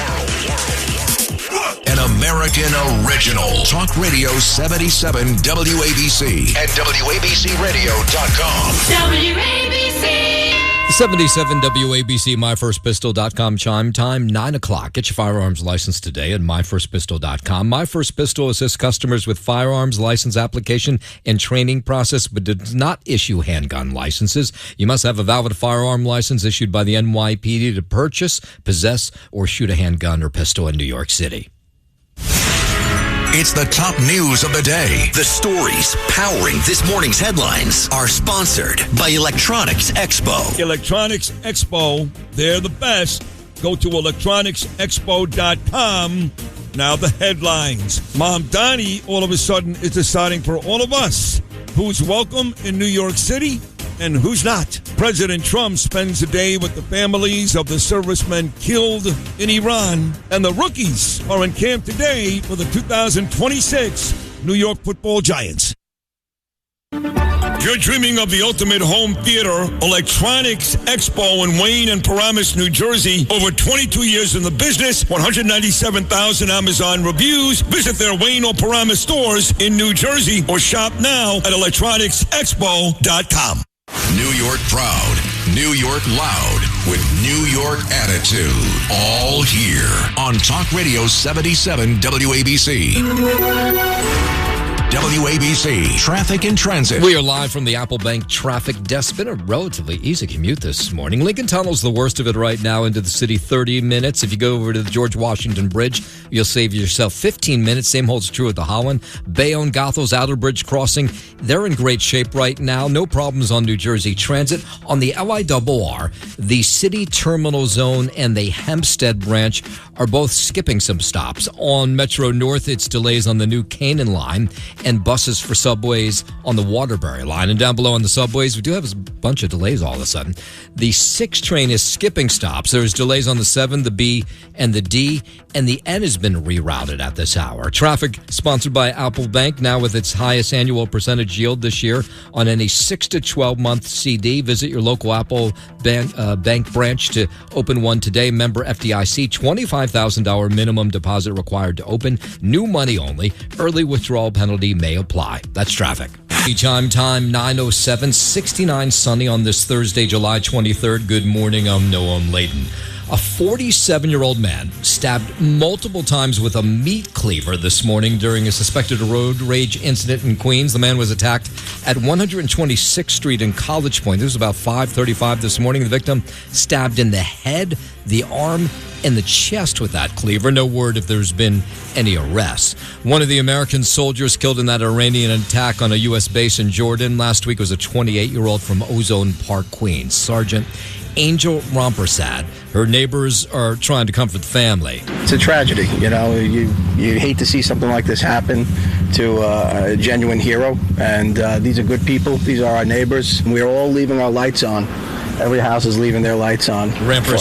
Rampersad was killed when an Iranian missile hit their sleeping barracks in Jordan last Friday. Inspectors with the National Weather Service now say 5 tornadoes touched down in our area on Tuesday, 4 in New Jersey, 1 in Westchester. Morris County woman says she watched on her doorbell camera as her Amazon packages flew away from one of the twisters. The way that they were swept up into the wind and thrown down the street, it looks like the Wizard of Oz. Twisters were all EF1s, which means they packed winds of up to 110 miles per hour. Lots of trees were pulled from the ground. Some homes suffered damage too, like ripped off roofs, but no reports of injuries.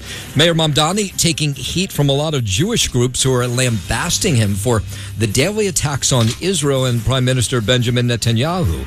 They say he's obsessed. He was talking about it again yesterday. We are talking about someone who has been charged with crimes against humanity, someone who has visited the city on many an occasion and who has been welcomed by previous mayors. And I want to make it very clear that that welcome ends with me. The UJA, which is one of the largest Jewish organizations in New York, they broke their silence yesterday. Say the mayor putting the Jewish community in New York in danger. We ask that the mayor stop his relentless and singular focus on the only Jewish state of Israel. And we ask that the mayor do his job. And I think the reason why people elected the mayor was to help bring the city together. We know that demonizing rhetoric against Israel leads to violence against Jews. But the mayor not backing down. He's calling for large-scale protests when Netanyahu arrives here come September.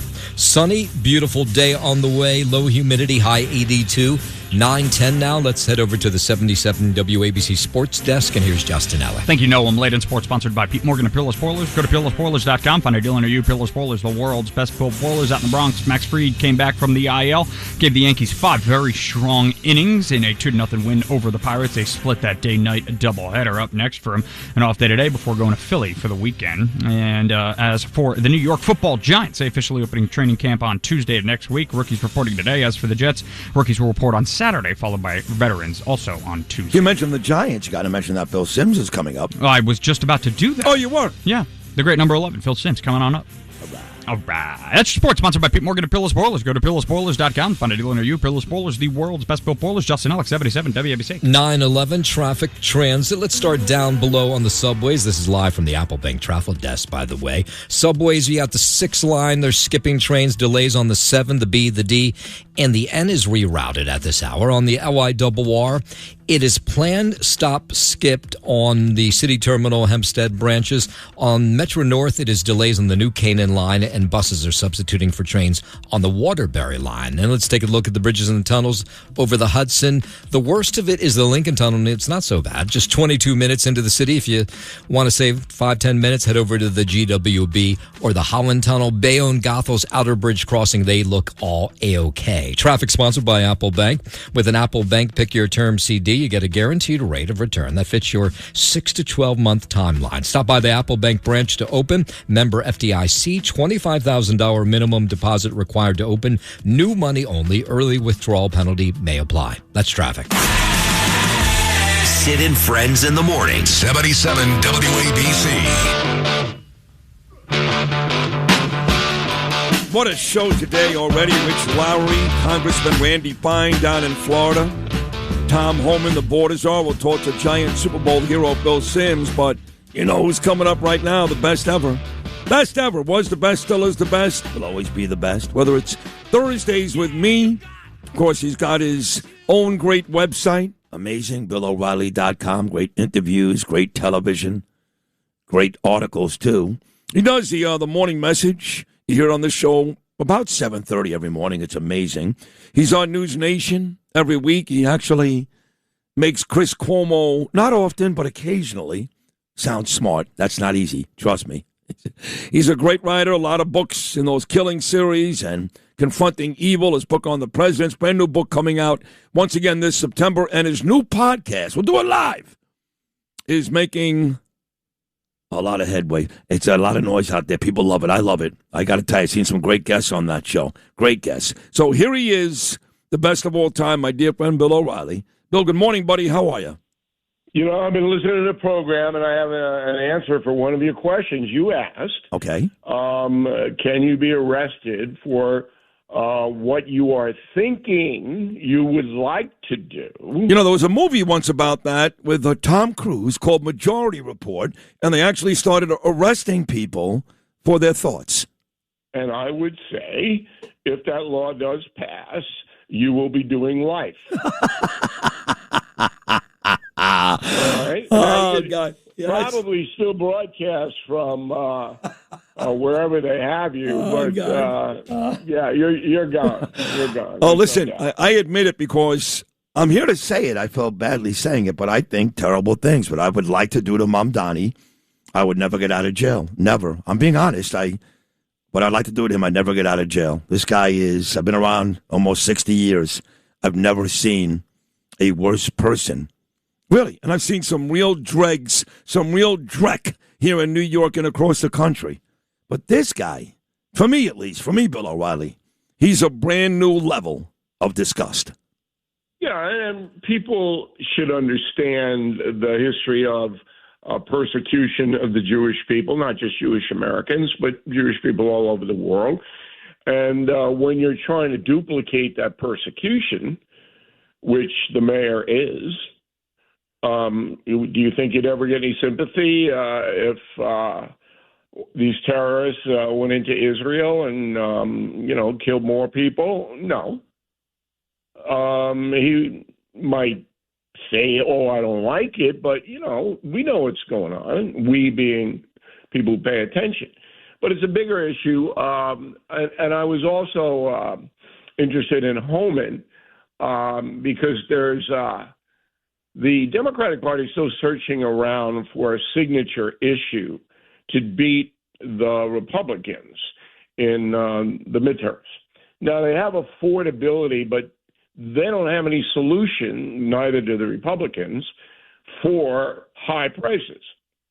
The government can't dictate in our system what the bodega is going to charge you.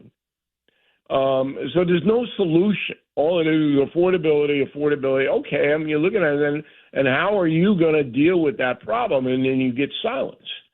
So the Democrat progressive movement needs another issue. They need more emotion. And the Jewish thing isn't going to do it. Because in New York, it's huge, but in Wyoming, it's not. Because it's a whole different culture and there's a whole different population. Right. You can't even find a Jew in Cheyenne. Right. Good luck. So I was on Cuomo on Tuesday, a couple of days ago, and we had a shootout there that you should watch about how you go and conduct federal investigations into criminal illegal aliens. Now, what the progressives want to do is conflate the poor people who traipse across the border, and that's a misdemeanor. They want to conflate that with the MS-13 people. Now, you see it in the rhetoric all the time. So I asked Cuomo, and I give Cuomo props. I know you make fun of him, but there's nobody coming up against me, Sid. There's nobody going to do that. Right, so I got to give the guy credit because you embarrass him every week? He got stones because he knows when I walk in there, to quote David Burns, this ain't no party, this ain't no disco. Okay? It's a great song. This is serious. So he went through his ICE is terrible, and I listened, and I said, let me ask you a very simple question, because as you know, Sid, the only man more simple than me is you. That's correct. Proud of that. We are simple men. Right. I said, do you want to hunt down, and I use those words on purpose, do you want to hunt down these criminal aliens, felonious, violent people? Do you want them hunted down? You got to watch, because that was the lambada. We started the lambada. We need the music, dancing all over the place. Yeah. And I asked it 3 times. And that's what it comes down to. So you can do policy all day, but if you've got about 1 million miscreants who have crossed into this country in 4 years under Biden. Maybe more. About 1 million. That's my estimate. Yeah, maybe more. Okay. Yeah. How are you going to get them? How are you going to get them? ICE. That's how. Okay, but see, it's not that easy. So these people live underground, and they live with other migrants most of the time. The other migrants maybe are girlfriends, maybe they're children, maybe they're anyway. But when ICE goes in to get the drug dealer, okay, all the people with the drug dealer get swept up. They're all taken into custody. ICE doesn't stand there with a clipboard going, you stay, you come with us. You stay, you come with us. They don't have the power to do that. That's a judge. And the other thing that Americans don't understand is most of these migrants that the progressives say are not criminals do have a expulsion order signed by a judge. They have it. It's there. And so the judges already heard their asylum, turned it down. They have to return home. ICE knows that. So they may not have used a bazooka to rob an Apple bank, right? But a judge says you have to go home. And that's the responsibility of ICE. Enter the progressive left, which doesn't want any of these people bothered. Leave them alone.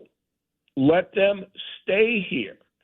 That breaks down the entire immigration law system. Yeah, but it's also... It breaks it down. You're right, it does. And in very simple terms, but there's also a lot of hypocrisy and lies going on here, and Cuomo's a part of that. I don't remember, forget about ICE for a second, okay, and Pretty and Good, the 4 people that were killed compared to, I don't know, thousands and thousands of rapists and murderers and all these people that have been sent home. The numbers will prove to be in my favor. I'm sorry. One life is bad enough, but when it's 4,000 or 4, let's stop the nonsense. But where was Cuomo when Obama was sending home thousands and many more than President Trump? Where was Cuomo then? Where was Cuomo when Obama was the guy who had kids, Obama, in cages? Where was Cuomo then? To be fair, they were turnarounds. So what Obama did was he ordered federal authorities not to let migrants into the country to have their cases heard. And that's why the numbers were very big of expulsions under Barack Obama. You couldn't get in. That's what he wanted, which is telling, very telling. And that's how he governed, okay? So there wasn't really anything to squawk about on the left at that point, unless you were going to come out and say, yeah, I want the open border. Now, most progressives do want the open border. Yeah. I don't believe Cuomo does. I don't believe he does. Okay, I know him. I may have debated him. I don't think he's a hypocrite. He believes that it's inhumane for the federal government to deport people who are working in hotels that may have a kid or two at home. But Holman says, but Holman says we're not doing a whole bunch of that, no matter what Cuomo says. They are doing some of it. Some, okay, some. Particularly on Long Island, where I am, there is a job shortage here because so many migrants have been swept up because Blakeman cooperates and the sheriffs of Nassau County cooperate with ICE. Okay? That's a big thing. And a lot of these people had the deportation order against them. Progressives they just want to burn that order. They don't want the order enforced. And that is what they're going to run on, hoping that most Americans can be convinced that they're the humane people. This is the Pope Leo strategy. Okay? This is what Pope Leo is putting out there. Not in the political terms that Chris is putting out there, but it's you must treat these poor people with dignity and you must be accepting. But then when you get into it, you can't absorb 15 million foreign nationals unsupervised into any system. And Pope Leo, with all due respect, because I'll be excommunicated after this program, he doesn't seem to get that. No, he really doesn't. I don't. Give me your latest on the Iran war. It's like I've been saying for months, stuck, a mess. I've used all these words, and I'm right. It's a mess. So what do you think today? All right. So you guys should pull the tape. When it started in early February, I came on the Sid and Friends broadcast. All right. And I said, this is the biggest gamble President Trump has ever taken in his entire life, and that includes everything. You said that a couple of times, yes. Yes. I said to him. Yeah. And the reason is he did the right thing. 100% true. But the unintended consequences of doing the right thing are often horrendous. Yeah, but you can lose your life doing the you're right right. thing. And he did the right thing, and I applauded him for Operation Epic Fury and, of course, for Midnight Hammer. The question is, who's to blame since for this mess? Is it Hegseth? Is it other people giving him advice? Because for the better part of 2+ months, this has been a mess. Why? Why didn't we have the exit strategy ready to go? Why do we keep giving these people all these opportunities when we know Trump's smarter than me, when he knows they're never going to comply or make a deal? Why? Whose plan is this? Well, he didn't know at the beginning. Oh, come on. How the hell did I know? Listen, I talked to him about it. He did not Bill, know. how did I know? From the very beginning, I said they'll never make a deal, they'll never comply. How did I know? I'm a moron compared to him. And that was an opinion based upon history and based upon the attitude of a terrorist state. Correct. What Trump thought was we can degrade this country to the extent that it has to make a deal. It can't function as a country any longer, which is what is underway now. But the first swoop came when Mossad, Israeli intelligence, reported to the CIA that all the mullahs were going to be in some garage somewhere getting drunk on a Saturday night, and we can get them all. Which we did. And so the president, fed up with the terrorist state of Iran, said, go get him. Right. It was great. Operation Epic Fury. That was the last good day of this war. The last one. But nothing then fell into place. So the Persians didn't rise up. And there was much more ordnance in the hands of the Iranians, that's drones and missiles, than American and Israeli intelligence believed. How many times did you hear the president say, oh, their capability is nil? Well, it isn't nil. They can do damage. That was a mistake. The fog of war. In any kind of conflict, you're always going to have misjudgments and mistakes. So now the president has decided that he's going to degrade the country. So it's going to be very hard for the Persian people to even function day to day. That means buying food. That means buying gasoline. We've got the ships blockading their ports, nothing in, nothing out. What are they going to eat? Hopefully, according to the president and the Department of War, okay, this will be enough. No. Now, No. I don't know. I'm gonna tell you no. Okay, because I 50,000 people got gunned down in the streets. We've been over this before. I know you've got history where other peoples were able to rise up and take their countries. These people ain't doing it unless we're going to supply these people with arms. Okay? They're not doing it. They've been mowed down in the streets forever. With arms, because there's no distribution possibility of those arms. Correct.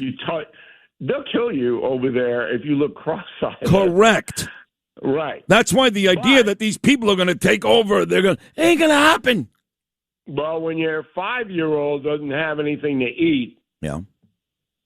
What are you going to do about it? That may change the equation. What are you going to do about it? That's what the hope is. What are you going to do about it? As far as Hegseth is concerned, yeah, he does not make policy.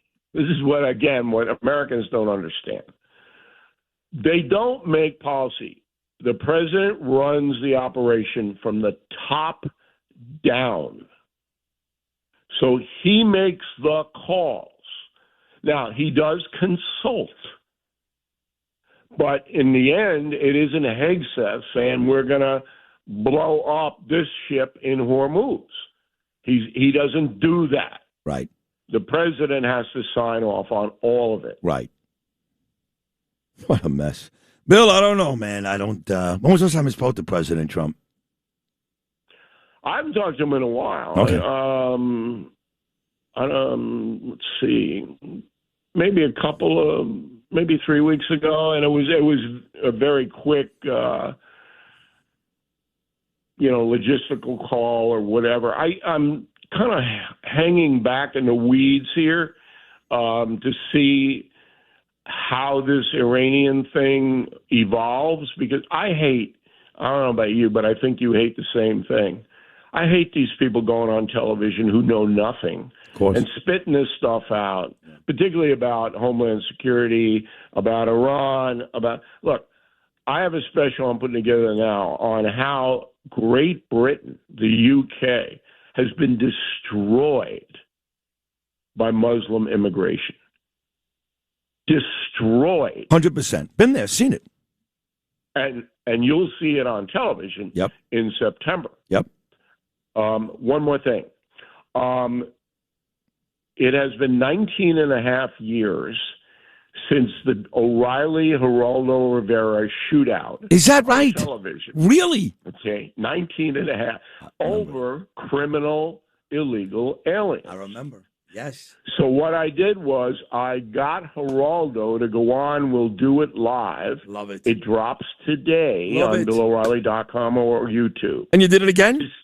To see if he's changed his mind. I want to see this. Can I make a prediction without seeing it? Go ahead. He changed his mind. No, don't tell me. That's my I'm not prediction. going to tell you, but I'm going to tell you it is fascinating. I can't wait. We use the original clip. Oh, that's great. Where I look like I'm at my first communion. All right? Geraldo's always looked like, he's always looked like Rip Van Winkle. Yeah. All right? Yeah. So, but we'll show you the original clip where the FCC was going to deport us. I remember. It was great. And now I bring him on, and we go over not only migration, which he has evolved. I love that word, evolved. I've never evolved. No. I'm as bad as I was when I was 5 years old. Okay? So, but he's evolved. And then we get into the media, because he and I are the dinosaurs. Yeah. Yeah. We're the last men standing, and he can barely stand. He's got knee problems. I know he's got the cane. He still looks good. But that is really worth watching. So we'll drop it today. BillO'Reilly.com. We'll do it live. It's like when I interviewed you, 45 minutes, but boy, you'll be riveted. I can't wait to see it. I love Geraldo. I love you. And I remember that. I can't believe it's been 20 years almost. I remember like it was yesterday. So I can't wait to see it. BillO'Reilly.com. Check out We'll Do It Live with Geraldo Rivera today. And go to BillO'Reilly.com. Anyone, become a member. It is the best news source. I mean this, anywhere in the world. Bill, another amazing, amazing segment. I love you. Thank you so much. Thanks for having me, Sid. Thank you. The honor's mine. The great Bill O'Reilly, the best ever. Here every Thursday about this time. We'll take a short break. Still to come. The rookies are in Giant training camp today. The veterans arrive next week. Before you know it, it'll be week 1. And the Giants will be taking on Dak Prescott and the Dallas Cowboys. Super Bowl winning quarterback, Giant hero, number 11, Bill Sims. Still to come.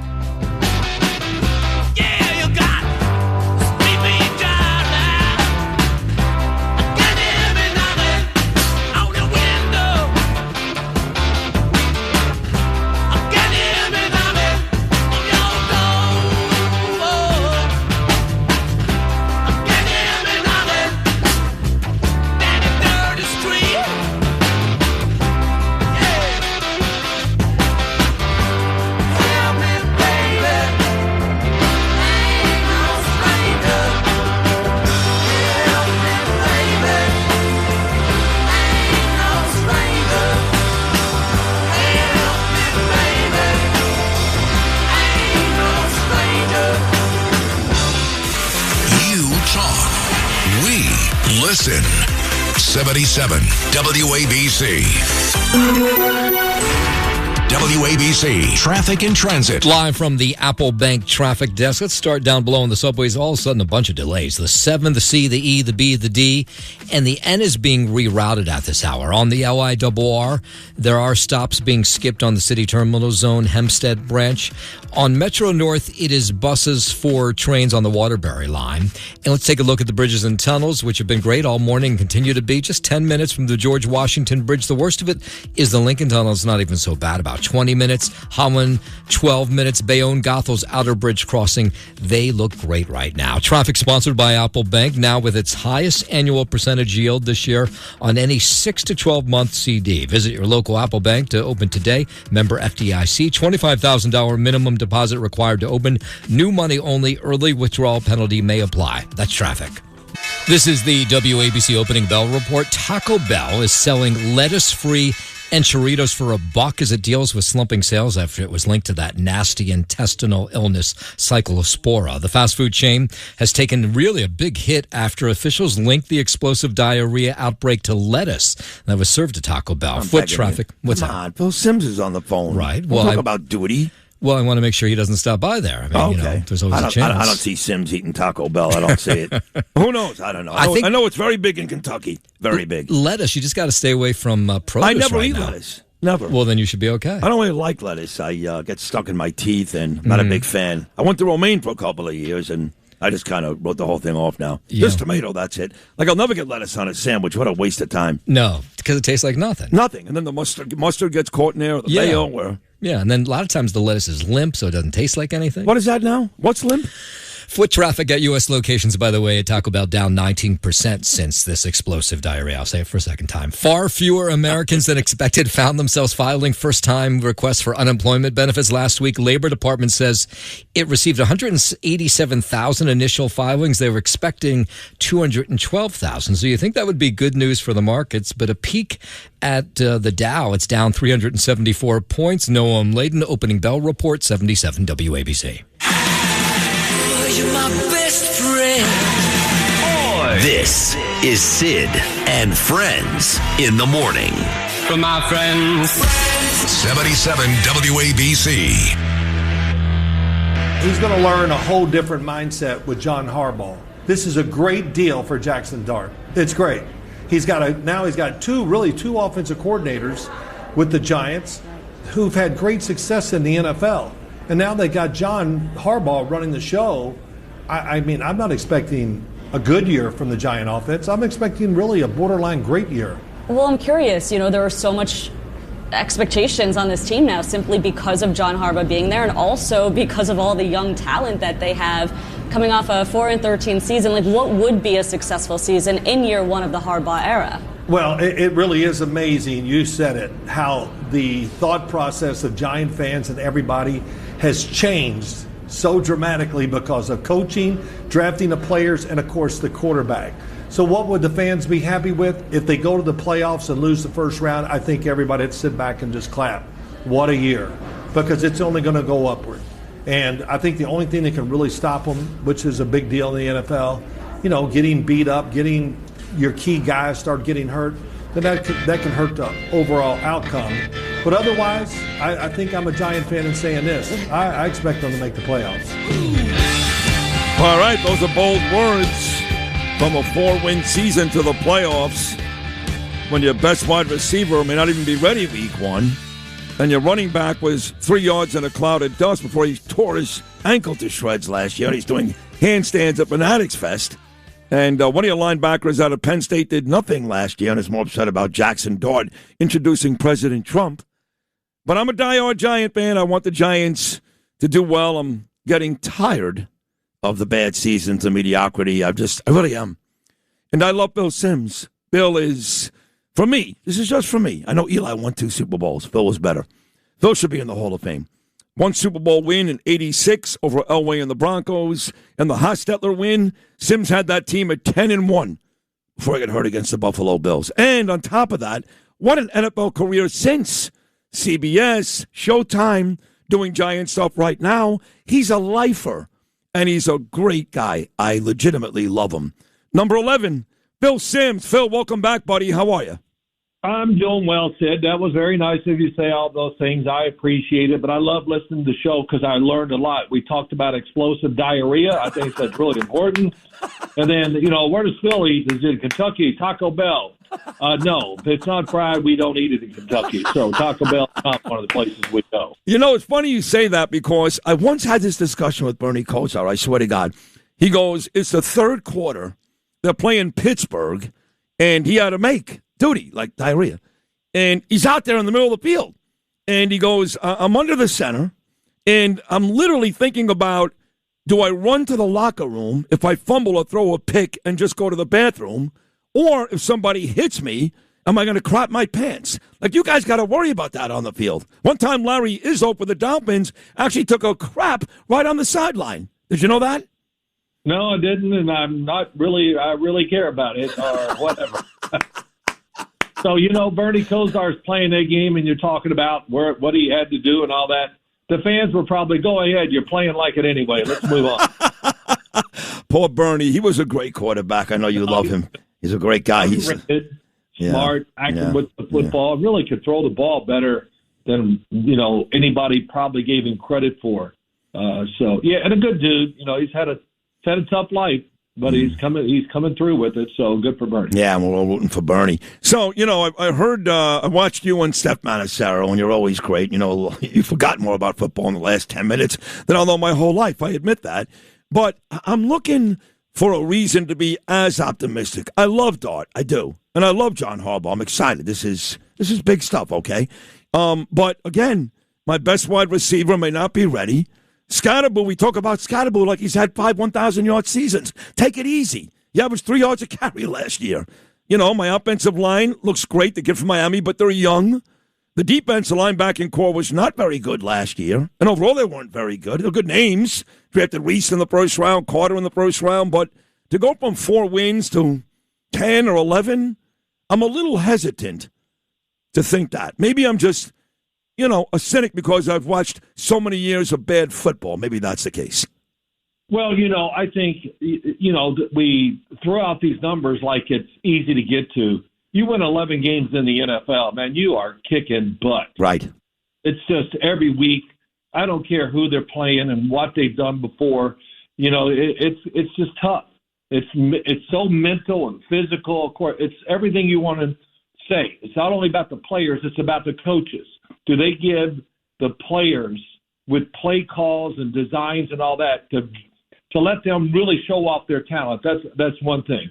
Am I worried about Jackson Dart? No, I'm not. I would say, I probably said this to you last year, I studied him many times in college because I knew the Giants really loved him. And I went, I don't know. And all of a sudden, I don't know what it was, a week or two before the draft, I'm watching him and going, wow, what the hell was I looking at? This guy can really play, and he's a very good runner. It should be, honestly, easy for him to avoid those big hits. But he runs the ball better, it seems like, in the pros than he did in college. And his passing, come on, man, he's dead-eye. Yep. You watch him play, and very seldom does he ever miss the throw that should be made. So I'm a big believer in him, his personality, how the players, what they think of him, the coaches say to me, They believe deeply in Jackson Dart, so we'll see how it goes in the second season. No, I love him, too. I love him. I've never been happier, trust me. And, this is the third different starting quarterback in 3 years. 2 years ago, Daniel Jones opened up week 1. Last year, Russell Wilson. Now we got the kid. But I worry about the one. Look, I know you won Super Bowls with, not exactly Jerry Rice. No disrespect to Lionel Manuel and Stephen Baker. You did have Bavaro at tight end, who was an amazing player. And we've got very good pass-catching tight ends again this year. I love the kid Likely, who came over from Baltimore with Harbaugh. Mooney's pretty good, had a 1,000-yard season in Chicago, put up some numbers in Atlanta. Beckham is 100 years old.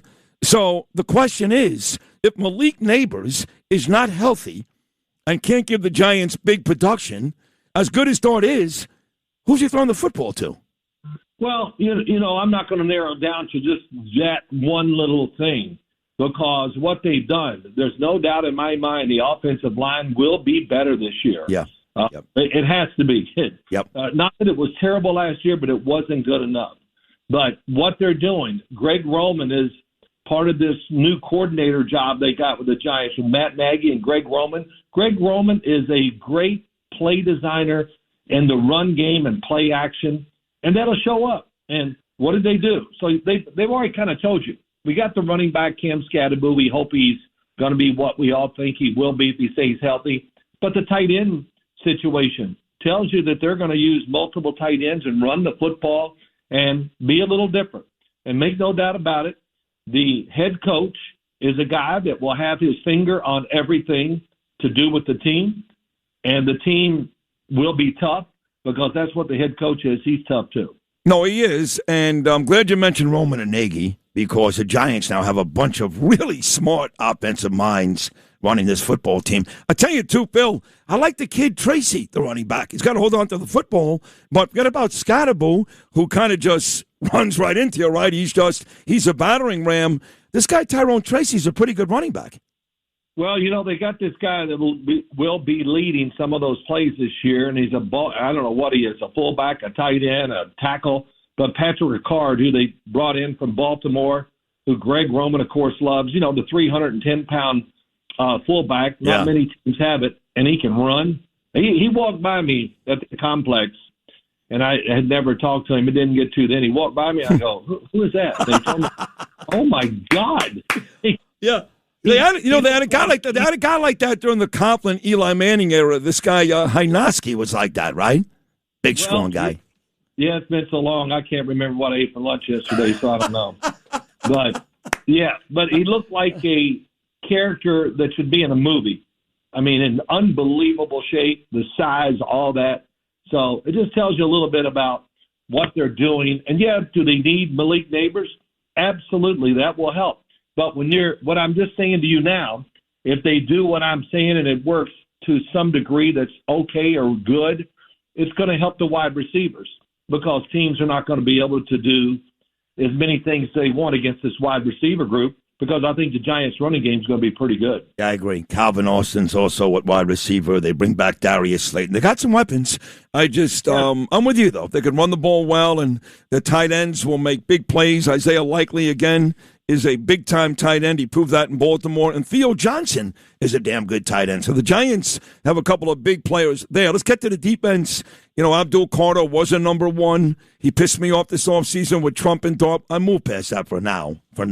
He better make plays, I'll tell you that. But he's there. He's a first-round draft choice. You got Reese, who you took in the first round this year out of Ohio State. They got some big pedigree here, right? Ohio State first-rounders, Penn State first-rounders. On paper, Phil, they're young, they're fast, and they're talented. What do you expect from the Giants' defense? Greatness. You do? The group you're talking about, I expect for sure greatness there. And, even Darius Alexander, who was a high pick last year, defensive lineman, I really like him second year. He's going to be better. But Brian Burns, he's done everything the Giants wanted when they went out and paid him all that money. Love him. And I'm telling you, Carolina Panthers are going, do you think we made a mistake there? Yep. And I said to the guy, you made a mistake. I agree. So you got him, Arvell Reese. I can't wait to see him, how fast and what he shows on the field.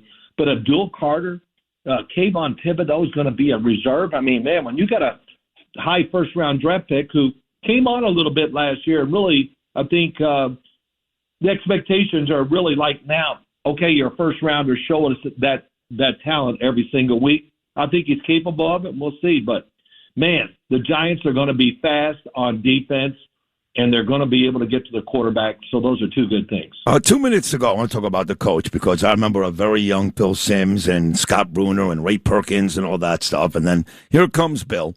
And you guys won a lot together, a lot. And he wasn't all that nice to you a lot of times. I could hear him yelling, Sims. But you kind of reveled in that. That I think that lit a fire under your ass that made you even better, even though you were great to begin with. Horrible. Well, I don't know about that, but no, yeah. 100%. Oh, listen, you're going to tell me that there wasn't a couple of times where Parcells pissed you off so much that you had to prove to him how good you were? Well, it was just he knew he could say anything he wanted to me, so I gave him that. I took it. If I'd have reacted to it and kind of moaned about it, he might have stopped. I don't know. Hold on. I saw you react to it once in a while. Did you not? Oh, yeah, no, listen, I definitely.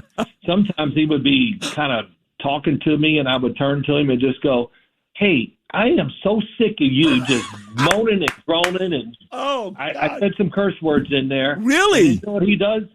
So this is him. He turned it right around on me. And then he goes, "Ooh, everybody, Sims is mad at me. Ooh, I'm so scared. Do you want to hit me, Sims?" And, and I just go, "Oh, man." And then all I could do was throw my hand at him like, because he turned it on me. And that was one of his great skills. He knew who to pick on. Yeah. He picked on Lawrence Taylor, maybe not as much as me. Right. But, man, he picked on Lawrence Taylor a lot. He did. Because you pick on him, that sends the message, what? I can pick on anybody I want on this team.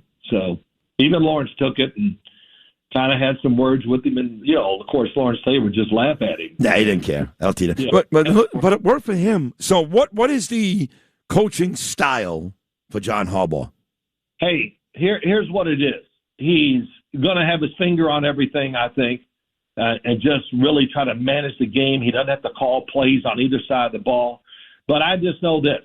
When all those players are sitting in that theater, which all these teams now have at their facilities, and he comes from the side door and walks up the steps, everybody in that team is going to sit up and go, "The man is here."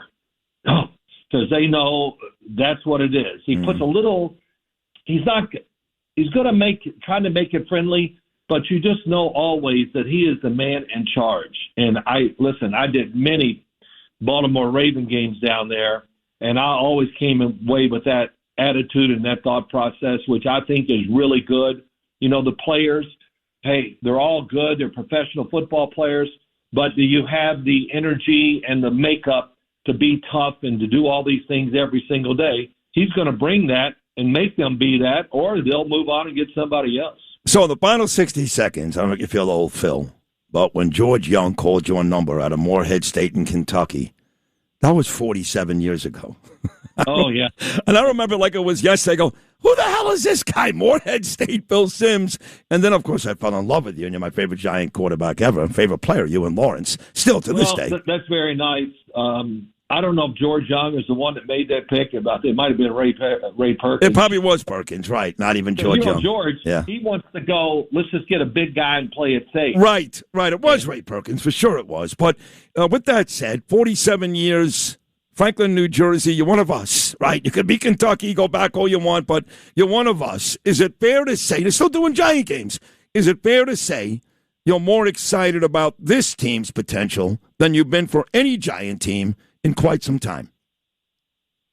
Well, you mean when you say any Giant team, does that include the teams I played with? No, I mean in the recent past. I know Daniel Jones won a playoff game the year after we thought we got something special. We found out very quickly we didn't in the recent time. I would say absolutely, and it comes down to this, because I do believe in the head coach and all that and what he shows to the public. You think, oh, he's just a nice guy. When those cameras are gone, then we find out who he really is. But what makes you excited about the team is you got the quarterback, you think you got the coach, we got the coordinators, and we got speed. And, that's one thing I don't think the Giants have really been noted for. It's always usually, let's gather a bunch of big dudes, which they do. They're a big football team, no doubt. But, there's the speed, the playmakers on both sides of the ball. If you're a Giant fan, you should feel positive about what's going to go on this year, and hopefully it works out and we see great improvement by the whole team.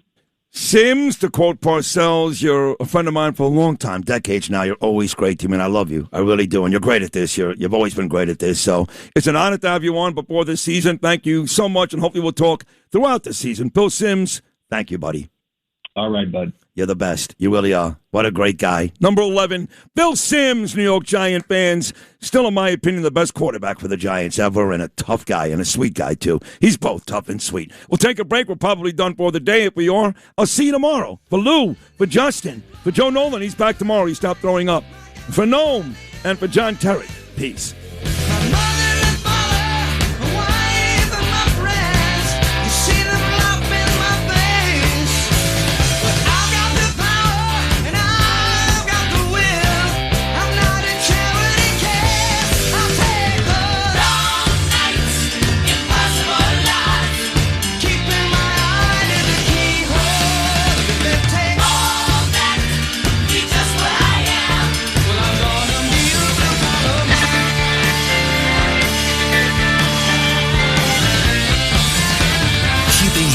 to date with the news and information you need. You can trust Talk Radio 77 WABC.